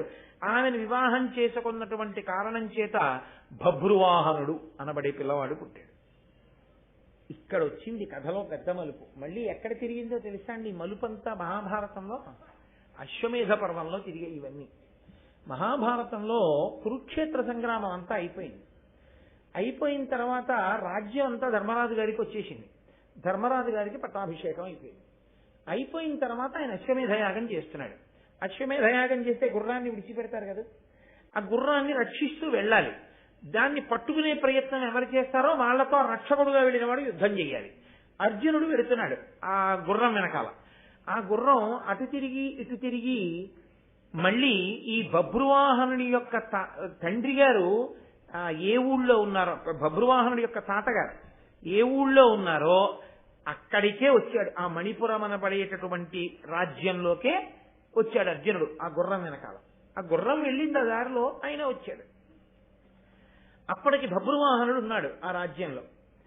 ఆయన తెలుసుకున్నాడు, ఓ మా నాన్నగారు వస్తున్నారు గుర్రం వెనకాతల, మా పెద్దనాన్నగారు ధర్మరాజు గారు మహానుభావుడు అశ్వమేధయాగం చేస్తున్నాడు, ఆ గుర్రం ఇలా వెడుతోంది మణిపూర నగరం నుంచి, అందువల్ల మా నాన్నగారు వస్తున్నారని ఆయన గబగబా ఎదురెళ్లి తండ్రి గారికి సాష్టాంగ నమస్కారం చేసి అర్జునుడి యొక్క ఆశీర్వచనాన్ని అడిగాడు. అయితే అర్జునుడు అన్నాడు, నీ ముఖం నాకు చూపించక అవసరం పోన్నాడు. అంటే ఆశ్చర్యపోయాడు బభ్రువాహనుడు. ఇదేమి ఇలా అన్నావు, ఏమిటి నా వలన దోషం? నీవు నా కొడుకువే అయి ఉండొచ్చు, నేను నీ తండ్రినే అయి ఉండొచ్చు. నేను గుర్రం వెనకాతల రక్షకుడిగా వెడుతున్నప్పుడు క్షాత్రధర్మం గుర్రం పట్టాలి. గుర్రం పట్టి నువ్వు నాతో యుద్ధం చేస్తే నా కొడుకింత గొప్పవాడని సంతోషించడు. ఒక చేతకాని వాళ్లే వచ్చి నమస్కారం చేసి గుర్రాన్ని తీసుకుని వెళ్ళిపోండి నాన్నగారండి అంటావా? నీ ముఖం చూపించుకోపోవాలి కదా. తండ్రి మీద యుద్ధం ఏమిటి అనిపించి బభ్రువాహనుడు వెళ్ళిపోతున్నాడు అంతఃపురంలో. వెళ్ళిపోతుంటే అకస్మాత్తుగా అప్పుడు వచ్చింది ఉలిచి. మళ్ళీ అక్కడి నుంచి ఎక్కడ నాగలోకం, అక్కడి నుంచి బయలుదేరి ఆవిడ వచ్చింది. చిత్రాంగద బభ్రువాహనుడి తల్లి అంతఃపురంలో ఉంది. ఈవిడ వచ్చి లోపలికి వెళ్ళిపోతున్న బభ్రువాహనుడిని పిలిచింది. ఏరా అబ్బాయి, చిన్న బుచ్చుని వెళ్ళిపోతున్నావేరా, నేను నీకు తల్లి లాంటి దాన్నే, నేను నా పేరు ఉలూచి, నేను అర్జునుడు భార్యనే, నాకు అర్జునుని వలనే కుమారుడు పుట్టాడు ఇరావంతుడు అని. తండ్రికి కష్టం వచ్చినప్పుడు కొడుకు ఆదుకోవాలి అన్న ధర్మాన్ని పాటించి కురుక్షేత్ర యుద్ధంలో అర్జునుడికి సాయంగా నా కొడుకుని పంపించాను. భర్తకి దూరంగా ఉన్నా కొడుకుతో ఉన్నాను కదా అని తృప్తిగా ఉన్నాను. కానీ నా కొడుకు కురుక్షేత్రంలో చచ్చిపోయాడు. పోన్లే, తండ్రిని సమర్థించి యుద్ధం చేసి చచ్చిపోయాడని సరిపెట్టుకున్నాను. కాబట్టి నాయన నువ్వు నా కొడుకు అవుతావు బభ్రువాహన, ఎందుకు చిన్నబుచ్చుకున్నావు అని అడిగింది. అడిగితే ఆయన అన్నాడు, నాన్నగారితో యుద్ధం చేయడం ఇష్టం లేక యుద్ధం చేయకుండా వెళ్ళిపోతుంటే ఆయన నన్ను చాలా చిన్నబుచ్చుకున్నారు, అసహించుకున్నారు. అయినా నేను తండ్రితో యుద్ధం చేయలేకపోయాను, అందుకని వెళ్ళిపోతున్నాను అన్నాడు. అంటే ఆవిడంది, ఓరి పిచ్చివాడా, తండ్రిని సంతోషించేటట్టు ప్రవర్తించడమే ధర్మములలోకెల్లా ధర్మం. ఇప్పుడు నువ్వు మీ నాన్నని గౌరవించడం ధర్మం అనుకుని వెనక్కి తిరిగి వెళ్ళిపోవడం చేత నువ్వు ధర్మాతిక్రమణం చేస్తున్నావు. నువ్వు వెళ్ళి మీ నాన్నతో యుద్ధం చేయి. మీ నాన్నతో యుద్ధం చేసిన తర్వాత జయాపజయములు విధి నిర్ణీతములు, ఎలా కావాలంటే అలా జరుగుతుంది, దానిదే ఉంది. కానీ యుద్ధం మాత్రం చెయ్యను అనకు, వెళ్ళి యుద్ధం చెయ్యి. యుద్ధం చేసిన తర్వాత ఎలాగో అర్జునుడే కదూ గెలుస్తాడని నువ్వు అనుకున్నా నేను అనుకున్నా అదేగా అనుకోవాలి. మీ నాన్న సంతోషిస్తాడు, బాగా యుద్ధం చేశాడు అంటాడు. మీ నాన్న సంతోషిస్తాడు, నువ్వు సంతోషిస్తావు, గుర్రం వెళ్ళిపోతే మీ నాన్న వెళ్ళిపోతాడు. దానికి నువ్వు చిన్నబుచ్చుకి వెళ్ళిపోవడం ఎందుకురా, వెళ్ళి యుద్ధం చెయ్యి. బభ్రువాహనుడు వెళ్ళి గుర్రాన్ని పట్టుకున్నాడు. ఇప్పుడు అర్జునుడు సంతోషించాడు, శాబాష్ బాగా పట్టుకున్నావు ఆ గుర్రాన్ని, నిలబడి యుద్ధం చేద్దాం అన్నాడు. ఇద్దరు యుద్ధం చేస్తున్నారు. ఆ ఇద్దరు యుద్ధం చేస్తూ ఉండడంలో అర్జునుడు 10 బాణాలు వేస్తే ఆయన 15 బాణాలు వేశాడు. పిల్లాడు చాలా గొప్పగా యుద్ధం చేస్తున్నాడని ముందు అర్జునుడు సంతోషించాడు. ఆ బభ్రువాహనుడు ప్రిజ్జరిల్లిపోతున్నాడు. అర్జునుడి ఒళ్ళంతా డొల్లగొట్టినట్టుగా బాణప్రయోగం చేశాడు. అబ్బో వీడు నా మీద ఇన్ని బాణాలు వేస్తున్నాడని బభ్రువాహనుడి ఒంటి మీద అంతా బాణాలు వేశాడు అర్జునుడు. తుట్టతుదన బభ్రువాహనుడి శరీరం డస్సి పడిపోయేటట్టుగా బాణం వేశాడు అర్జునుడు. అర్జునుడి మీదకి ఎంత వేగంగా బాణం వేశాడంటే బభ్రువాహనుడు, అది అర్జునుడి యొక్క గుండెలని చీల్చి వీపులోంచి బయటికి వెళ్ళిపోయింది. వెళ్ళిపోగానే అర్జునుడు నేల మీద పడిపోయాడు. అప్పటి వరకు కురుక్షేత్రంలో కూడా జరగల ఆ సంఘటన. మహాభారతంలో ఒక్క అశ్వమేధ పర్వంలో బభ్రువాహనుడితో యుద్ధంలో జరిగింది. చనిపోయాడని అనుకున్నారు, నేల మీద పడిపోయాడు. పడిపోగానే అర్జునుడు కొట్టిన దెబ్బలకి బభ్రువాహనుడు మూర్ఛపోయాడు. అర్జునుడు చనిపోయాడని లెక్క, అలా పడిపోయాడు, విగత జీవుడై పడిపోయినట్టు పడిపోయాడు. ఇప్పుడు ఈ వార్త అంతఃపురంలో ఉన్న చిత్రాంగదకి తెలిసింది. అరేరే, నా కడుపున పుట్టినవాడు తండ్రితో యుద్ధానికి వెళ్ళాట, వెళ్ళి తండ్రిని చంపేశాట. మరి గుండెల్ని చీల్చుకుని బాణం వీపులోంచి వెనక్కి వెళ్ళిపోయింది, ఆయన పడిపోయాడు నెత్తుటి ధారలతో. ఏమనుకుంటారంటే చనిపోయాడనే కదా, పడిపోయాడు. కాబట్టి ఆవిడ ఏడుస్తూ గుండెలు బాదుకుంటూ వచ్చి భర్త దగ్గర కూర్చుని ఉలూచి వంక చూసింది. అసలు ఎందుకు వెళ్ళాడు బభ్రువాహనుడు? యుద్ధం చెయ్యను, నమస్కారం చేసి వస్తానని చెప్పాడు. అలాంటి వాడు ఎందుకు చేశాడని అడిగింది. ఈవిడ ఉలూచి అర్జునుడి భార్యట, కాబట్టి బభ్రువాహనుడికి తల్లేట. యుద్ధం చెయ్యమని ఈవిడ ప్రేరేపించింది, ప్రేరేపిస్తే వచ్చాడు బభ్రువాహనుడు, యుద్ధం చేశారు, యుద్ధంలో అర్జునుడు పడిపోయాడు అన్నారు. చాలా గట్టిగా దెబ్బలాడేసిందండి పాపం ఉలూచిన ఆవిడ. ఉలూపి అని కూడా అంటుంటారు ఆవిడని. ఆవిడ పేరులో ఉలూపి ఉలూచి 2 ఉన్నాయి ఆవిడకి. ఓసి పనికి మాలిందానా, భర్తని చంపుకున్నావు, ఇంతగా ఇలా ప్రవర్తించే వాళ్ళు స్త్రీ జాతిలో ఎవరైనా ఉంటారా? కొడుకు యుద్ధం చెయ్యాలంటే రెచ్చగొట్టి యుద్ధానికి పంపి భర్తని చంపించావా? అటు కొడుకు చచ్చిపోయాడు, ఇటు భర్త చచ్చిపోయాడు, నీ సొమ్మేం పోయింది, రెచ్చగొట్టిందని చక్కగా కూర్చున్నావు అని అనరాని మాటలన్నీ అంది చిత్రాంగద. అన్న తర్వాత ఆవిడండి, నువ్వు నాగకన్యవి కాబట్టి నీకేమైనా శక్తి ఉంటే అర్జునుడిని బతికించు, నువ్వు అలా బతికించకపోతే ఇక్కడే ప్రాయోపవేశం చేసి నేను కూడా అర్జునుడితో పాటు ప్రాణం వదిలేస్తాను. ఈలోగా మూర్ఛ నుంచి తెప్పరిల్లాడు బభ్రువాహనుడు. ఆయన లేచాడు కానీ అర్జునుడు లేవలేదు, అలా పడిపోయి ఉన్నాడు నేల మీద. నీ మాటల కారణంగా యుద్ధం చేసి నా తండ్రిని చంపేశాను, తండ్రిని చంపేసిన వాడిగా ఇప్పుడు నాకు ప్రాయశ్చిత్తం ఒకటే, మా నాన్నగారి శవాన్ని అగ్నిహోత్రంలో పెట్టి కాల్చేసిన తరువాత ఆ పుర్రె పట్టుకుని 12 సంవత్సరాలు నేను భిక్షాటన చెయ్యాలి, ఆ పుర్రెలో వెయ్యాలి అన్నం. తండ్రిని చంపిన ఘాతకుణ్ణి కాబట్టి తండ్రి పుర్రెలో 12 ఏళ్ళు అన్నం తినాలి ప్రాయశ్చిత్తంగా. నాకు ఎంత ప్రారంధం వచ్చింది, అశ్వమేధ యాగం ఆగిపోయింది, అర్జునుడు చనిపోయాడు కాబట్టి. మా పెద్దనాన్నగారు ఎంత ఖేదపడతాడు, ఇంత కురుక్షేత్రం చేసిన వాడు, ఇంతమంది యోధుల్ని ఓడించిన వాడు నా చేతిలో చచ్చిపోయాడు, కర్మ కాకపోతే ఏమిటి? కాబట్టి నా తండ్రి పుర్రె పట్టుకుని 12 సంవత్సరములు నేను భిక్షాటన చేసి అన్నం తినలేను, నేను ప్రాయోపవేశం చేసి మా తండ్రి వెంట వెళ్ళిపోతానని ఆయన ప్రాయోపవేశం చేశాడు. అటు చిత్రాంగద ప్రాయోపవేశం చేసింది, ఇటు బభ్రువాహనుడు ప్రాయోపవేశం చేశాడు. అందరూ ఉలూచిని పట్టుకుని అనరాని మాటలన్నీ అన్నారు. ఆవిడ అలా మౌనంగా ఉండి కాసేపు ఆగి ఆవిడేం చేసిందంటే, కంగారు పడకండి అబ్బాయిని, ఒక్కసారి సంజీవని మణిని తలుచుకుంది.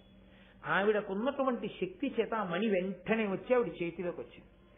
ఆవిడప్పుడు ఆ మణిని తీసి బభ్రువాహనుడి చేతిలో పెట్టి, నీ తండ్రి అంత అమాయకుడు కాడు, నీ తండ్రి అంత చేతకాని వాడు కాడు, ఇంద్రుడికి పడడు యుద్ధంలో, నీ చేత పడిపోయాడంటే నీ బాణానికి పడిపోయాడు అనుకోకు, మాయ చేత నేనే పడగొట్టేశాను. ఆ బాణం అలా దూసుకుపోయేటట్టు చేశాను గుండెల్లోంచి. అర్జునుడు అలా చనిపోయినంతగా పడిపోవాలని, అలాగే పడిపోయాడు కూడా. ఇప్పుడు ఈ మణిని పట్టుకెళ్ళి తండ్రి గుండెల మీద పెట్టు, లేస్తాడు అర్జునుడు. బభ్రువాహనుడికి చాలా ఆశ్చర్యం అనిపించింది, ఇదేమిటి ఇలా ఎందుకు పడగొట్టించిందని పట్టుకెళ్ళి ఆ మణిని అర్జునుడి యొక్క గుండెల మీద పెట్టాడు. ఠంగుని లేచి కూర్చున్నాడు అర్జునుడు. కూర్చుని ఆయన ఏమన్నాడో తెలుసా అండి? అది అర్థం చేసుకోవడం అంటే భర్త భార్య. ఆయన అన్నాడు, చిత్రాంగద వలన కానీ బభ్రువాహని వలన కానీ ఉలూచి నీకేమైనా ఇబ్బంది కలిగిందా? నేను మణిపురమునంతున్నాను, ఇక్కడ ఉంటే చిత్రాంగద ఉండాలి, బభ్రువాహనుడు ఉండాలి, నువ్వెందుకున్నావు?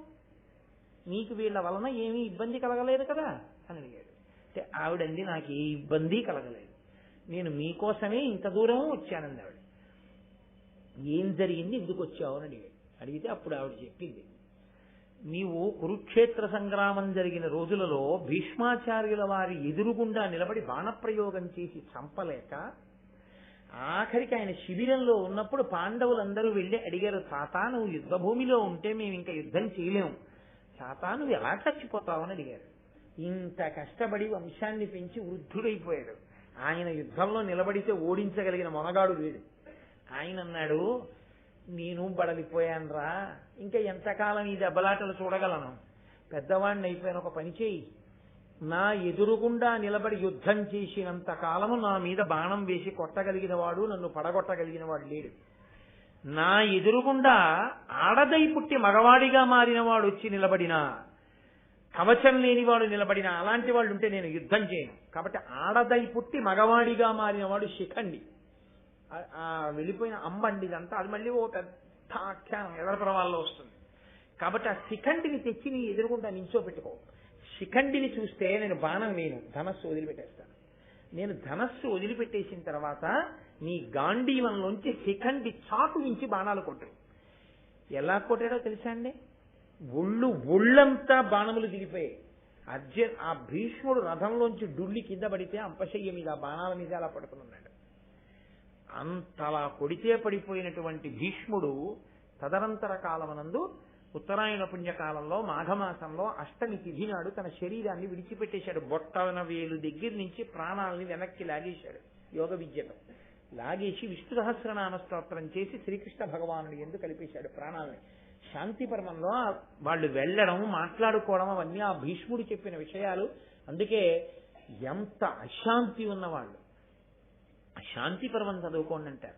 మహాభారతం ప్రవచనం చేసినా శాంతి పర్వంతో మొదలు పెట్టకపోయినా ఇంటి దగ్గర శాంతి పర్వం చదివి వచ్చి తర్వాత ఇంకో పర్వం చెప్పాలి తప్ప శాంతి పర్వం చెప్పకుండా అసలు ఇంకో పర్వం చెప్పరు. అంత శక్తివంతం శాంతి పర్వం. దాని పేరే శాంతి పర్వం, చదివితే శాంతి వస్తుంది.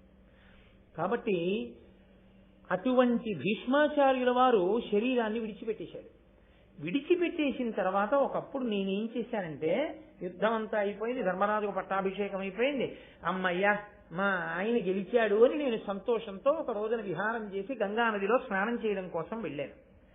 నేను వెళ్ళేటప్పటికి భీష్ముడు శరీరం విడిచిపెట్టేశాడు. కాబట్టి ఇప్పుడు అష్టవసువుల్లో మళ్లీ తన సహజమైనటువంటి వసుస్థితిని పొందేశాడు. యనమండుగురు వసువులు వెళ్లి గంగా నదిలో స్నానం చేస్తున్నారు.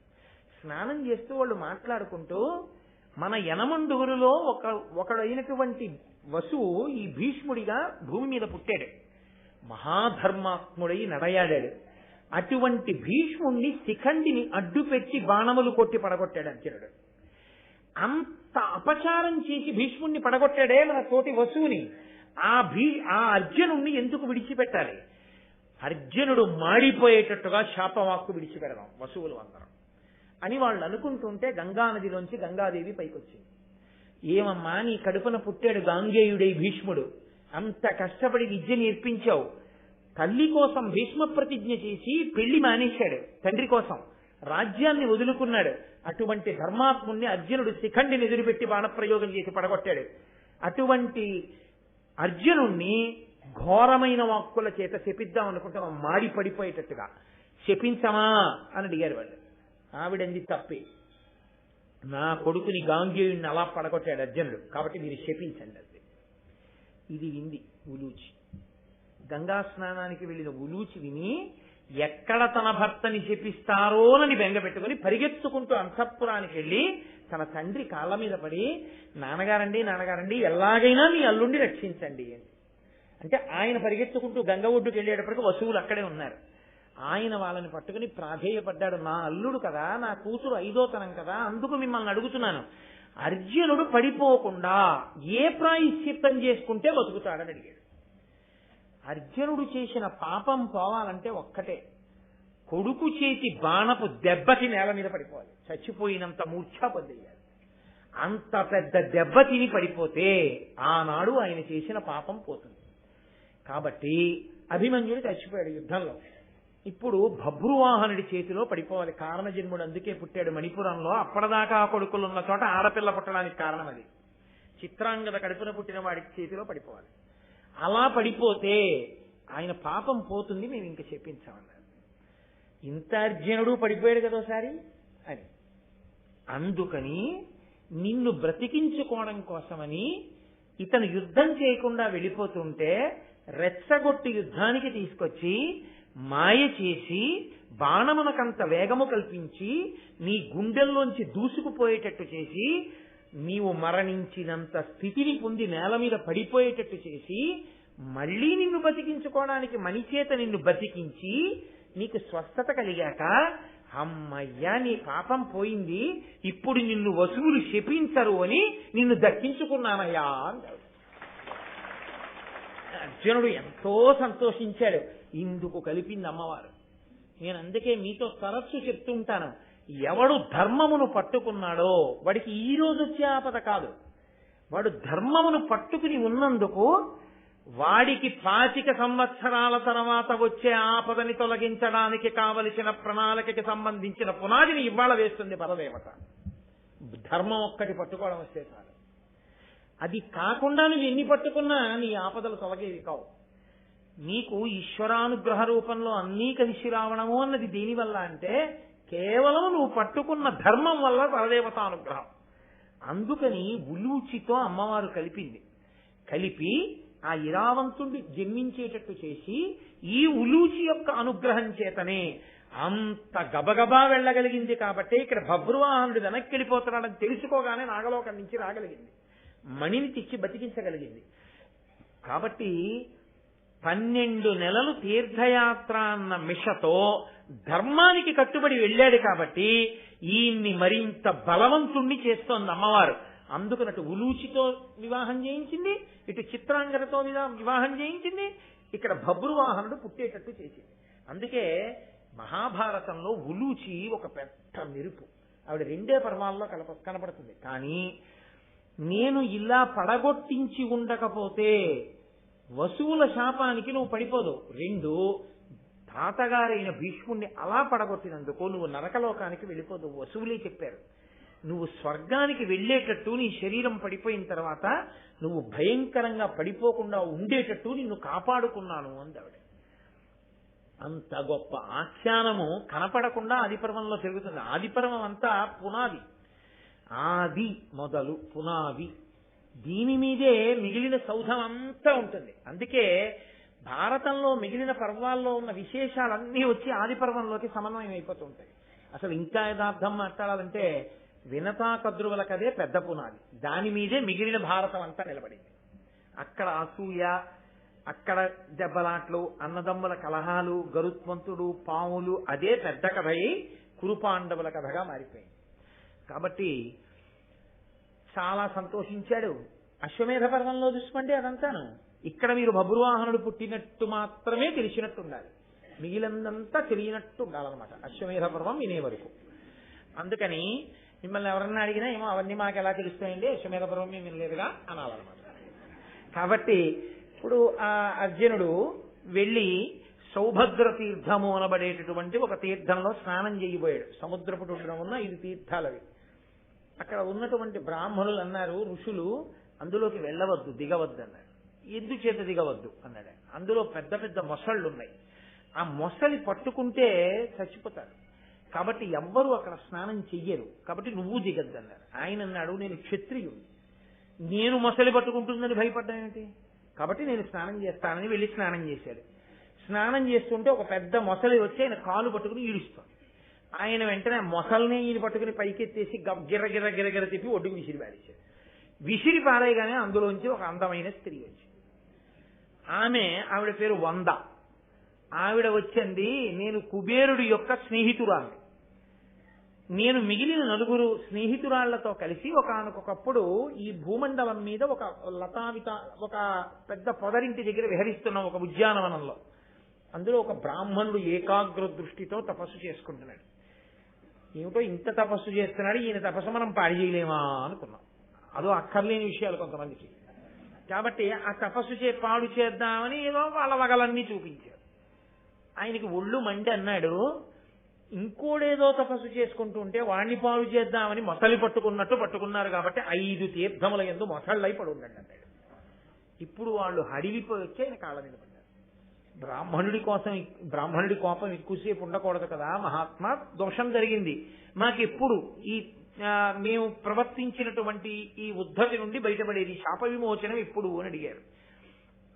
ఆయన అన్నాడు, ఒక 100 సంవత్సరముల తర్వాత మీకు శాప విమోచనం కలుగుతుంది. మీరు పట్టుకున్నప్పుడు ఎవరు తన చేతులతో మొసలిని పైకెత్తి గిరగిరా తిప్పి ఒడ్డుకు విసిరేస్తాడో అంతటి బలవంతుడి కాలు మీరు పట్టుకున్నప్పుడు మీకు శాప విమోచనం. వాడు వచ్చేది ఎప్పుడు, వాడి కాలు మేము పట్టుకునేది ఎప్పుడు, అప్పటి నుంచి కాలు ఎట్టిన వాడిని అల్లా పట్టుకుంటుంటాం. ఎందుకు, వాడి తిందామని కాదు, వాడు ఎత్తి మమ్మల్ని పారేస్తాడు. ఇన్నాళ్ళకి ఎత్తి పారేసిన వాడి ఓడి దొరికావు, నన్ను పారేసావు కాబట్టి మిగిలిన 4 కూడా పారాయి, చూపిస్తాను ఆ 4. అది ఎక్కడ చూపించి దిగుతాను, పారేస్తానన్నాడు. రక్షణ అండి, రక్షణ ధర్మం ఎంత. అప్పుడు ఈ 5 అడిగారు, ఎక్కడ ఉంటే మాకు శాప విమోచనం కలిగే అవకాశం ఉంటుంది? 5 మొసళ్ళని ఇలా ఎత్తి పారేసే బలవంతుడు ఎవరు, ఎటొస్తాడు? ఎప్పుడో జరగబోయేటటువంటిది 100 సంవత్సరముల తర్వాత ఇంత బలవంతుడైన అర్జునుడు అటుగా వస్తాడని తన దివ్య దృష్టితో గ్రహించి చెప్పగలిగినటువంటి గొప్ప తపస్వి అయితేనే దానికి జవాబు చెప్పగలడు. అప్పుడు నారదుడు ఏమని చెప్పాడో తెలుసా అండి, 100 ఏళ్ల క్రితం, అట్టి మహాబాహుండు అత్యంత బలుడు ఎవ్వడగునొక్కో అనుచు నే మరుగుదించుమారము త్రైలోక్యవర్తి అంబుజభవ ప్రభువు నారదుగని భక్తితోడ మృక్కిన మమ్ము అమ్మున చూచి ఇట్లేల వగబొంది కందినవారలనియు అడిగి మా వృత్తాంతమంతయు మా చేత విని విప్రు నలకయు విధి కృతంబు క్రమరింపలావే కావున దక్షిణ జలధి తీరమున ప్రశస్త పంచతీర్థముల మీగి ధృతినందు 100 ఏడులుండునట్లు మీరులుండునంతా. మీరు దక్షిణ తీర సముద్రం దగ్గర నారీ తీర్థములు అని పేరొస్తుంది. మీ 5 ఆడవాళ్లు వెళ్లి 5 మొసళ్ళై వాటిలో పడుండండి. 5 తీర్థాలు ఉన్నాయి, సౌభద్ర తీర్థము, పౌలోమ తీర్థము, కారంధమ తీర్థము, ప్రసన్న తీర్థము, భరద్వాజము అని. 5 తీర్థాల్లోనూ ఉండండి. వస్తాడు 100 ఏళ్ల తర్వాత ఒక బలవంతుడు, ఆయనకి తెలిసి అర్జునుడు వస్తాడు. ఇప్పుడు ఆయన మిగిలిన 4 తీర్థాల్లోనూ కూడా దిగి అమాంతం ఆ మొసళ్ళనెత్తి బయట పారేశాడు. పారేస్తే ఆ 5 శాప విమోచనమై వాళ్ళు చాలా సంతోషాన్ని పొంది తిరిగి వెళ్ళిపోయారు. వాళ్ళు వెళ్ళిపోయిన తర్వాత అర్జునుడు చాలా సంతోషించాడు. ఎక్కడది ఎంతవరకు అంతవరకే, వాళ్ళకి శాప విమోచనం అయిపోయింది, అర్జునుడు వెళ్ళిపోయాడు. ఆ వెళ్ళిపోవడంలో ఆయన అక్కడి నుంచి గోకర్ణ క్షేత్రానికి వెళ్ళాడు. మీకు ఏ పురాణాన్ని పరిశీలించండి, గోకర్ణ క్షేత్రం యొక్క స్పర్శ లేకుండా ఉండదు. రామాయణంలో ఎన్ని బార్లు వస్తుందో గోకర్ణం. గోకర్ణం అత్యద్భుతమైనటువంటి క్షేత్రం. కాబట్టి ఆ గోకర్ణానికి వెళ్ళాడు. అక్కడి నుంచి ప్రభాస తీర్థానికి వెళ్ళాడు. అక్కడి నుంచి ద్వారకా నగరానికి వెళ్ళాడు. అంటే మళ్ళీ అలా దక్షిణం నుంచి అలా పశ్చిమంగా వెళ్ళాడు అనమాట. వెళితే ఆయన ద్వారకా నగరానికి వెళ్ళినప్పుడు మాత్రం ఆయన మనసులో కోరిక వేరు. కృష్ణుడి చెల్లెలు సుభద్ర ఇక్కడ ఉందిట, ఈ సుభద్రని పెళ్లి చేసుకోవాలని ఆయన కోరిక. వాళ్ళ దక్షిణ నాయకత్వం ఎంతమందినైనా చేసుకోవచ్చు, వాళ్ళకి ఆ దోషం లేదు. కాబట్టి ఆ సుభద్రని వివాహం చేసుకోవాలనుకున్నాడు. అనుకుని కృష్ణుడి యొక్క చెల్లెలైన సుభద్ర నాకు అనుకూలవతి వివాహం జరగాలంటే కృష్ణానుగ్రహమే ఉండాలి తప్ప కృష్ణుణ్ణి వంచి చేసుకోకూడదు. కాబట్టి ఆయన కృష్ణుణ్ణి ధ్యానం చేశాడు. పరమ బ్రహ్మణ్యు జగద్గురు గరుడధ్వజు అనంతగుణు ఏకాగ్ర స్థిరమతి నిజ హృదయాంతర సృష్టితు చేసి భక్తి తలససు నుండెన్. జగద్గురువైనటువంటి వాడు, పరమ బ్రహ్మణ్యుడైనటువంటి వాడు, గరుడధ్వజం మీద తిరిగేటటువంటి వాడు, అటువంటి మహానుభావుడైన శ్రీకృష్ణ పరమాత్మని మనసులో ధ్యానం చేస్తూ ఉన్నాడు. ఆ శ్రీకృష్ణ పరమాత్మ చాలా సంతోషించి ఈ అర్జునుడికి సుభద్రకి వివాహం చెయ్యాలి అని నిశ్చయం చేసుకుని ఈయన దగ్గరికి వచ్చి ఈయన్ని రైవతాద్రి అనబడేటటువంటి పర్వతంలో ఉన్న ఒక గుహలో దాచాడు. యాదవులకు ఈ సన్యాసులంటే చాలా ప్రీతి, వాళ్ళ మాట కాదనరు, వాళ్ళు చాలా గౌరవిస్తారు. అందుకని అర్జునుడు కపట సన్యాసి వేషాన్ని పొందాడు. కపట సన్యాసంతో అక్కడ ఉన్నటువంటి గుహలో కూర్చోపెట్టాడు. ఈయనే కృష్ణ పరమాత్మ గ్రహించాడు, ఆయన పసిగట్టలేనిది ఏముంటుంది. అందుకని ఆ రైవతాద్రి గుహలో కూర్చోబెట్టి అక్కడ ఉండే యాదవులందరికీ చెప్పాడు, మనం రైవతాద్రికి వెళ్ళి ఇప్పుడు అక్కడ పూజలు చేయాలన్నాడు. అందరూ పూజలు చేయడానికి వచ్చారు. లోకంలో ఒక విషయం ఉంటుంది, మీరు చూడండి, అక్కడికి వెళ్ళి ఇప్పుడు పూజ చేస్తే చక్క కోరికలు తీరుతాయిటన్నారు అనుకోండి. తల్లి తండ్రి కోరిక ఏముంటుంది? ఎదిగిన పిల్లలు ఇంట్లో ఉంటే మంచి అల్లుడు రావాలనే కదా. అప్పుడు వాళ్ళిద్దరే వెళ్ళరు, నువ్వు రావే దండం పెట్టుకుందువు కానీ అని తీసుకెళ్తారు. కాబట్టి సుభద్ర వస్తుంది కదా. ఇది కృష్ణుడి ప్రణాళిక. ఆ సుభద్రని చూడాలి అర్జునుడు. కాబట్టి ఇప్పుడు ఆ రైవతాద్రికి ఆవిడ కూడా వచ్చింది. ఆవిడ మనసులో అర్జునుడు లేడనుకోవడానికి వీల్లేదు. ఆమె యాదవకాంత అయినా కృష్ణుడి చెల్లెలైనా ఆమె ఆ రైవతాద్రికి, ఆ పర్వతానికి ప్రదక్షిణం చేస్తోంది. పర్వతానికి ప్రదక్షిణం చేయడం అనేటటువంటిది మీకు ఎన్ని చోట్ల కనపడుతుందో పురాణాల్లో. ఇవ్వాలంటే మనం అరుణాచలానికి ప్రదక్షిణం చేస్తున్నాం కానీ శ్రీకాళహస్తికి కూడా ప్రదక్షిణం ఉంది. శ్రీకాళహస్తి కొండకి ప్రదక్షిణం చేసి ఎన్నో అభ్యుదయాలు పొందారు ఎందరో పెద్దలు. పరమాచార్య స్వామంతటి వారు శ్రీకాళహస్తికి ప్రదక్షిణం చేశారు ఆ గిరికి. కాబట్టి త్వనదను కింకిణీ కలిత కాంచన కాంచి కలాపమున్ రణన్మణికలనూపు రంబులు సమధ్వని నొప్పగా భక్తి పాదచారిణి కన్యకాజన పరీత సుభద్ర తదద్రిపూజన ప్రణతులు చేసే ఇంద్రసుతు పార్థు నిజేశ్వరుగా తలంచుచున్. ఆ చిరుగంటలతో కూడినటువంటి వడ్డాణం పెట్టుకుని అవి కలకనధ్వనులు చేస్తుండగా ఆ చేతులకు వేసుకున్నటువంటి ఆ కడియముల చప్పుడుతో ఆమె పాదచారిణి అయి రథం ఎక్కకుండా ఆ రైవతాద్రికి ప్రదక్షిణం చేసి, ఈ పుణ్యం చేత నాకు పార్థుడు భర్త కావాలి, అర్జునుడు భర్త కావాలి అని కోరుకుంది. ఆ గుహలోనే ఉన్నాడు అర్జునుడు. సరే, కొంతకాలం అయింది. బలరాముడు మొదలైన వాళ్ళకి మన ఊరెవరో కొత్తగా గొప్ప సన్యాసి వచ్చారు, రండి చూద్దాం అన్నాడు కృష్ణుడు. బలరాముడు మొదలైన వాళ్ళందరూ వచ్చారు. వాళ్ళు పాపం అర్జునుడిని గుర్తుపట్టలేదా ఆ కపట సన్యాసి వేషంలో. వాళ్ళందరూ వచ్చి కూర్చున్నారు. యతిని చూడగానే ఎంతో సంతోషించారు, పూజ చేశారు. అయ్యా, మీరు ఏ ఏ తీర్థాలు చూశారు, ఎక్కడెక్కడ తిరిగారు, చాలా సంతోషం అన్నారు. ఈయన అప్పటికి తీర్థయాత్ర చేసి వచ్చాడు కదా, కాబట్టి ఈయన వాటి విశేషాలన్నీ బ్రాహ్మణుల దగ్గర విన్నాడు కాబట్టి చక్కగా వాటన్నింటినీ చెప్పాడు. వాళ్ళందరూ మురిసిపోయారు, అబ్బాయి ఎన్ని చూశాడో ఎన్ని తెలుసో అని వాళ్ళు ఆయన దగ్గర వింటున్నారు. అంతా అయిపోయిన తర్వాత అన్నారు, సన్యాసి కదా, ఆయన వల్ల భయం ఏమిటి, కాబట్టి కన్యాంతఃపురంలో పెడదాం, చాతుర్మాస్యం మా ఊళ్ళో చేసుకోండి అన్నారు. చాతుర్మాస్యం అంటే వర్షాకాలం వచ్చినప్పుడు ఎతులు తిరగరు భూమి మీద. ఎందుకు తిరగరు అంటే, తిరిగితే అప్పుడు సృష్టి జరిగే కాలం, అనేకమైన క్రిములు పుడతాయి. పుట్టినప్పుడు వాళ్ళు నడిస్తే తమ పాదముల కింద పడి ఆ ప్రాణులు నశిస్తాయని ఒక్క వర్షాకాలంలో మాత్రం ఆ 4 నెలలు ఆషాఢం నుంచి పర్యంతము కూడా ఎక్కడైనా ఓ చోట ఉండిపోయి పూజ చేస్తారు. మిగిలిన కాలంలో సన్యాసి ఎప్పుడూ తిరుగుతూ ఉండాలి తప్ప ఓ చోట ఉండిపోకూడదు అని నియమం. కాబట్టి ఆయన ఈ చాతుర్మాస్యం మా అంతఃపురంలోనే చేసుకోండి, బలరాముడి అంతఃపురం శ్రీకృష్ణుడి అంతఃపురం ఎందుకు, సన్యాసి ఎక్కడుంటే మాత్రం ప్రమాదం, కాబట్టి కన్యాంతఃపురం సుభద్ర అంతఃపురంలోనే పెట్టేద్దాం. ఇటువంటి మహాత్ముడికి సేవ చేస్తే ఈ 4 నెలలు ఈ మహాత్ముడికి సేవ చేసిన ఫలితంగా మంచి భర్త లభిస్తాడు ఈవిడికి అనుకున్నాడు ఎర్రి బలరాముడు. పాపం అందుకని తీసుకెళ్లి ఈ అర్జునుణ్ణి, ఈ కపట సన్యాసిని సుభద్ర అంతఃపురంలో పెట్టాడు. పాపం ఆవిడ రోజు చెయ్యవలసిన పరిచర్యలన్నీ చేస్తోంది సన్యాసి అనుకుని. ఆవిడ ఓ రోజున ఈయన్ని అడిగింది. ఆవిడ మనసు బయటపడిపోయినాడు. ఆవిడంది, అయ్యా మీరు ఎన్నో ఊళ్ళు తిరిగారు, చాలా తీర్థాలు తిరిగారు కదా, ఎప్పుడైనా ఇంద్రప్రస్థం వెళ్ళారు ఏమిటండి అండి. అయ్యో వెళ్ళకపోవడం ఏమిటి, చాలా మాటలు పెడుతుంటాను, ఏమిటి కథ అని అడిగారు. ఏం లేదు, అక్కడ అర్జునుడు ఉన్నాడంటారు కదా, ఆయన ఇప్పుడు ఇంద్రప్రస్థంలోనే ఉన్నాడా, ఎలా ఉంటాడు ఏమిటి. ఆవిడ మనసు బయటపడిపోయింది అక్కడ. అది అడిగేటప్పటికీ అర్జునుడు వెంటనే, నేనే అర్జునుడిని సుభద్ర, నీకోసమే వేషం కట్టానన్నాడు. వేషం మాట దేవుడు ఎరుగు, కపట సన్యాసి వేషమా కట్టేది. వేషం కట్టి ఇన్నాళ్ళు చాతుర్మాస్యమా, పైగా నా అంతఃపురంలో, ఇది బలరాముడికి తెలిస్తే ఇంకేమైనా ఉందా అంటే ఆయన అన్నాడు, తిరిగి ఎందుకు, క్షత్రియులకి గాంధర్వ వివాహం ఉంది, నేను వివాహం చేసుకుని తీసుకుపోతాను వచ్చేయన్నాడు. అలా వద్దు, పెద్దలైన వారు కన్యాదానం చేస్తే బాగుంటుంది. అన్నిటికీ ఉండనే ఉన్నాడు కదా మహానుభావుడు, లీలా నాటక సూత్రధారి. కాబట్టి కృష్ణ భగవానుడు ఉన్నాడు, ఆయనే చేస్తాడు మా అన్నయ్య పెళ్లి, కంగారు పడకండి. ఈ కృష్ణ పరమాత్మ ఏం చేశారంటే సుభద్రతో అర్జునుడికి వివాహం చెయ్యడాన్ని ఇష్టపడే వాళ్ళైన వాళ్ళందరూ ఎవరున్నారో ఆ దేవకి వసుదేవుడు సాంబుడు సంకర్షణుడు సారణుడు సాత్యకి ప్రద్యుమ్నుడు వీళ్ళందరికీ చెప్పి వీళ్ళందరినీ ఇక్కడుంచి అన్నగారు బలరాముడు యాదవకాంతని వాళ్ళకి ఇవ్వడం ఏంటంటే ఒప్పుకోడు. అందుకని ఆయన దగ్గరికి వెళ్ళి ఆయనకి పాపం ఎక్కడైనా పూజలు జరుగుతున్నాయి, ఎక్కడైనా పెద్ద పెద్ద విశేషాలు జరుగుతున్నాయంటే చాలా సంతోషం, వెళ్ళిపోతాడు. ఒక్కొక్కరికి ఒక్కొక్క సంతోషం, ఒక్కొక్కరిది మంచి లక్షణం ఉంటుంది, ఒక్కొక్కరికి అర్థం లేని సంతోషం. అలా ఎందుకు చేస్తారో తెలియదు. నాకు తెలిసి ఒక ఆవిడ ఉండేది, మా దూరపు బంధువు. ఆవిడ ఏ సినిమా అయినా సరే, అది ఏ సినిమా అన్నది అవసరం, అది మలయాళం కానివ్వండి, తమిళం కానివ్వండి, లేకపోతే తెలుగు కానివ్వండి, ఒరియా భాష కానివ్వండి, అందున ఆవిడకి మార్నింగ్ షోకే వెళ్ళాలి. ఆవిడ వచ్చిన రోజు చూడాలి, ప్రతిరోజు ఆవిడ అలా సినిమాలు చూసేవారు.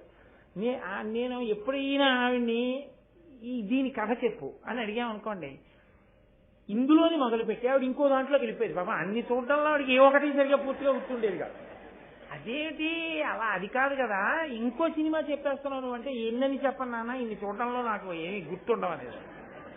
ఆవిడ వెళ్ళి ఓసారి అసలు ఎవ్వరూ లోకంలో చూడనటువంటి సినిమా కూడా ఆవిడ ఓసారి చూసేస్తే ఎవ్వరూ దానికి వెళ్ళలేదని విన్నానని, ఒక రోజే ఆడిందని విన్నాను, అందులో మార్నింగ్ షోలో నువ్వు ఒకదానికి ప్రేక్షకురాలివి, ఎందుకు వెళ్ళావు, నీకు ఏం అర్థమైందని అడిగాను. అంటే ఆవిడండి, నేను నిజంగా ఆవిడ ఔదార్యానికి తెల్లపోయాను. నాయన సినిమా తీయడానికి బహుశా వాళ్ళు కొన్ని లక్షలు ఖర్చు పెట్టి ఉంటారు, నేను ఇచ్చింది ₹1.20. ₹1.20కి అందులో ఉన్నటువంటి మంచి చెడు నేను ఎంచాలా అన్నారు. అయ్యో బాబోయ్, ఎంత విశాల హృదయం, అందుగా చూడగలుగుతాం, సినిమాలు చూడడానికి ఇంత విశాల హృదయం అనుకున్నాను. అలా ఒక్కొక్కరిది ఒక్కొక్క సంతోషం. ఒక్కొక్కరు చూడండి, వెళ్ళిన యాత్ర అయినా సరే, వాళ్ళు ఎవరో యాత్రకి వెళ్తున్నారంటే ఎలా అయినా వచ్చేస్తామండి, టికెట్లు ఏమైనా పర్వాలేదు జనరల్ కంపార్ట్మెంట్ ఎక్కేస్తామంటే. ఒక్కొక్కరు వద్దంటే ఊరుకుంటారు పాపం, ఒక్కొక్కరు అసలు ఉండలేరు యాత్ర అంటే. బలరాముడికి ఎక్కడన్నా ఉత్సవం జరుగుతోంది, ఏదైనా పెద్ద పూజ జరుగుతోంది, పెద్ద తిరణాలు జరుగుతున్నాయంటే మహాసంతోషం. అందుకని కృష్ణుడు బలరాముడి దగ్గరికి వచ్చాడు. అన్నయ్య ఆంతరద్వీపంలో గొప్ప శివ పూజ జరుగుతోంది, మహోత్సవం జరుగుతోంది పరమేశ్వరుడికి, ఇంటికి పెద్దవాడివి కదా అన్నయ్య, నువ్వు వెళ్ళు మనందరి తరపున. అయ్యో తప్పకుండా వెళ్తాను రా, పరమేశ్వరుడు ఉత్సవం జరుగుతుంటే వెళ్ళకపోవడం ఏంటి, పాపం ఆంతరద్వీపానికి వెళ్ళిపోయాడు. ఆయన అక్కడికి వెళ్ళగానే ఈయన ఏం చేశాడంటే, భృగువు నారదుడు మొదలైనటువంటి వాళ్ళని సదస్సుల్ని చేసి, కశ్యప ప్రజాపతిని హోమకర్తని చేసి, రుక్మిణి సత్యభామ అరుంధతి మొదలైన వాళ్ళని ముత్తైదువల్ని చేసి, వీళ్ళందరినీ కూర్చోబెట్టి ద్వారకా నగరంలో చక్కగా సుభద్రార్జునుడి వివాహం పూర్తి చేసి రథం ఎక్కి మీరు వెళ్ళిపోండి. వీళ్ళు రథం ఎక్కి బయటికి వెళ్ళిపోగానే లోపల అంతఃపురంలో జరిగిన పెళ్లి ఎవరికి జరుగుతుంది కనుక, అంతఃపురాలంటే మామూలుగా ఉంటాయనుకుంటున్నారు, ఊరంతుంటాయి. అవి బయటికి వెళ్ళిపోతుంటే అక్కడ ఆ అంతఃపుర రక్షకులు చూసి దేవుడి సుభద్రని అర్జునుడు ఎత్తుకుపోతున్నాడు, ఈ విషయం బలరాముడికి తెలియదా అని బలరాముడికి కబురు చేశారు. ఆయన గబగబా ఆ నాగలు పట్టుకుని వచ్చేశాడు. వచ్చేసి ఆ దుష్టుడు అర్జునుడు క్షత్రియుడు పిల్లని ఎత్తుకుపోతాడా, రండి యాదవులం అందరం కలిసి వెళ్లి ఆ అర్జునుడిని నిగ్రహిద్దాం అంటే వెంటనే కృష్ణుడు అన్నాడు, అన్నయ్య ఈ పాటి దానికి యుద్ధాలు గొడవలు ఎందుకన్నయ్యా, అర్జునుడు బలపరాక్రమాలు మనకి తెలియవా, ఇన్ని అస్త్రాలు ఇన్ని శస్త్రాలు ద్రోణాచార్యుల వారి దగ్గర అన్ని నేర్చేసుకున్నాడు అన్నయ్య. అయినా ఇప్పుడు వెళ్ళి అర్జునుడిని ఏమైనా చేసేస్తే పిల్ల ఏమైపోతుంది, పెళ్లి అయిపోయిన తర్వాత ఊరికి నక్షత్రాలు వేసేద్దు అన్నాడు. అంటే పాపం బలరాముడు అన్నాడు, అంతేనంటావా అన్నాడు. అంతే అన్నయ్య, పెళ్లి అయిపోయింది కదా, ఎందుకు వచ్చిన గొడవలు, వెళ్ళి చూసొచ్చి చక్కగా బట్టలు పెట్టి వచ్చేద్దాం, పెద్దవాడు ఎంత మర్యాదగా ఉంటుంది, చక్కగా నాతో పాటు రా, ఎవరికి ఇవ్వవలసిన నగలు బట్టలు అన్ని ఇచ్చి, అయ్యో నాకు తెలియకుండా అయిపోయింది పెళ్లి అందుకుని వచ్చానమ్మా అని సంతోషంగా ఉండదు, నీ పెద్దరికం నిలబడుతుంది, గొడవలు ఎందుకులే అన్నయ్య. అయితే సరే రా బట్టలు పట్టుకుని వెళ్ళిపోదాం మనం. బలరాముడు ఆయన స్థితి అది. కృష్ణ భగవానుడు మహాభారతంలో ప్రత్యేకించి ఆయన అవతారం అబ్బో అద్భుతమైన అవతారం. ఎక్కడెక్కడ ఎవరిని కలపాలో అలా కలపడం వల్ల ఏం జరుగుతాయో ఆయనకి తెలుసు. జగన్నాటక సూత్రధారి అభిమన్యుడి యొక్క ఉత్పత్తి కోసం చేశాడు అది. అభిమన్యుడు పుట్టాలి, అభిమన్యుడి వలన పరీక్షిత్తు పుట్టాలి, వంశకర్తగా అక్కడ అభిమన్యుడు నిలబడాలి. అభిమన్యుడు నిలబడాలంటే సుభద్ర అర్జునుడి భార్య కావాలి. దీని వెనక మళ్ళీ పెద్ద మర్మం, అందుకోసమని చేయించాడు ఈ పెళ్లి. అంతేగాని ఏదో అన్నగారిని మాయ చేసేద్దాం అల్లరి చేసేద్దాం అలాంటి పిచ్చి పనుల కోసం కాదు ఆయన చేసేవన్నీ. కాబట్టి ఇప్పుడు వాళ్ళు వెళ్ళిపోయారు. వెళ్ళిపోయిన తర్వాత ఆ వెనకాలే మిగిలిన వాళ్ళందరూ వెళ్ళారు. చక్కగాను వాళ్ళకి సంతోషంగా బట్టలు పెడదామని ఈలోగా అర్జునుడు ఇంద్రప్రస్థ నగరం దాకా వెళ్లి అంతఃపురం లోపలికి వెళుతూ సుభద్రని పిలిచి అన్నాడు, నే రాను నీతోటి, నువ్వు ఒక్కదానివి గోపకాంతలతో కలిసి వెళ్లి ద్రౌపదీదేవికి నమస్కారం చెయ్యాలి. అలాగే అంటాడు. ఎందుకు అనలేదు, ఆయనే చెప్పాడు కారణం. ద్రౌపదీదేవి మహాపతివ్రత, అంత గొప్ప ఇల్లాలు, అయినా మాకు కూడా భయమే ఆవిడంటే. ఎందుకో తెలుసా? అంత గాంభీర్యము, అంత పాతివ్రత్యము ఉన్న ద్రౌపదీదేవి కాదు లోకంలో ఏ భార్యకైనా బాధ కలిగేది తన భర్త ఇంకోళ్ళని కూడా పట్టుకుని ఇంటికి వస్తే. ఆ కినుక చేత ద్రౌపదీదేవి నోటి వెంట ఏదైనా మాట కాని వచ్చిందో మన పెళ్లి చేసుకున్నటువంటి వ్యవస్థ అంతా ఎందుకు పనికిరాంది అయిపోతుంది. కాబట్టి నువ్వు వెళ్ళి నమస్కారం చేయి, సాటి ఆడదానివి కాబట్టి చక్కటి ఆశీర్వచనం చేస్తుంది. ముందు నువ్వు వెళ్ళు, తర్వాత నేను వస్తానన్నాడంటే ద్రౌపదీదేవి ఎంత గొప్ప నడవడి కలిగినదో ఆమె అంటే. భర్తలు కూడా ఆవిడ పాతివ్రత్యానికి ఎంత జంకుతారో చూడండి.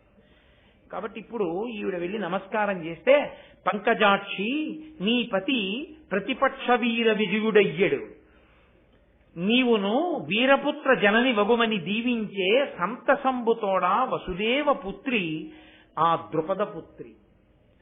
ఆ ద్రుపదపుత్రి అయినటువంటి ఆ తల్లి ద్రౌపదీదేవి ఆశీర్వచనం చేసింది, పంకజాక్షి నీ పతి నీ భర్త ప్రతిపక్షంలో ఉన్న వీరులను జయించగలిగిన మొనగాడవుతాడు, విజయుడవుతాడు.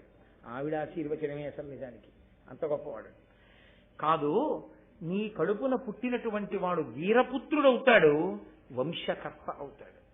ఆ మాటే నిజమైంది. అలా అని చెప్పిన తర్వాత ఆ సుభద్రార్జునుడికి కొంతకాలం అయిన తర్వాత కొడుకు పుట్టాడు, ఆయనే అభిమన్యుడు. ఆ అభిమన్యుడు ధన్యులకా సుభద్రకు శతకృతు పుత్రునకు ఉద్భవించే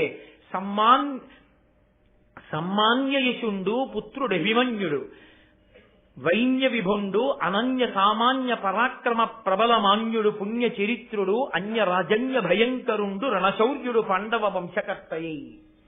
అపారమైనటువంటి బలం కలిగినటువంటి వాడు, ధౌమ్యుడి దగ్గర 6 అంగములతో కూడినటువంటి వేదాన్ని చదువుకున్నవాడు, ధనుర్వేదాన్ని స్వయంగా తండ్రి అయినటువంటి అర్జునుడి దగ్గర చదువుకున్నవాడు, వ్యూహములకు ప్రతివ్యూహములు రచించగలిగినటువంటి వాడు, శత్రువుల్ని వేధించగలిగినటువంటి వాడు, అపారమైనటువంటి పరాక్రమం ఉన్నవాడు, పుణ్యమైన చరిత్ర కలిగినటువంటి వాడు, శత్రుజన భయంకరుడైనటువంటి వాడు, బంధువుల పట్ల ప్రీతి కలిగినటువంటి వాడు, వంశకర్త అయినటువంటి వాడు అభిమన్యు కుమారుడు సుభద్రార్జునులకు జన్మించాడు. వంశకర్త అన్న మాట అందుకే వచ్చింది. ఆ అభిమన్యుడి తేజస్సు అయినటువంటి పరీక్షితే చిట్ట చివరికి కురువంశానికి మిగిలిన నలుసు. ఆ అభిమన్యుడు చక్కగా వాళ్ళ దగ్గర చదువు నేర్చుకున్నాడు, వృద్ధిలోకి వచ్చాడు, సంతోషంగా ఉన్నాడు. ఈలోగా ద్రౌపదీదేవికి 5 పతుల వలన 5 కొడుకులు పుట్టారు. ప్రతివింధ్య, శృతసోమ, శృతకీర్తి, శతానీక, శృతసేన అనబడేటటువంటి 5 కుమారులు వరుసగా ధర్మరాజ, భీమ, అర్జున, నకుల, సహదేవుల వలన ఆవిడకంది. చక్కగా సంతోషంగా ఇంద్రప్రస్థ నగరంలో 5 భార్యలతో 5 పాండవులు, ద్రౌపదీదేవి, సుభద్రార్జునులు అందరూ ఎంతో ఆనందంగా జీవితాన్ని సంతోషంగా గడుపుతున్నారు.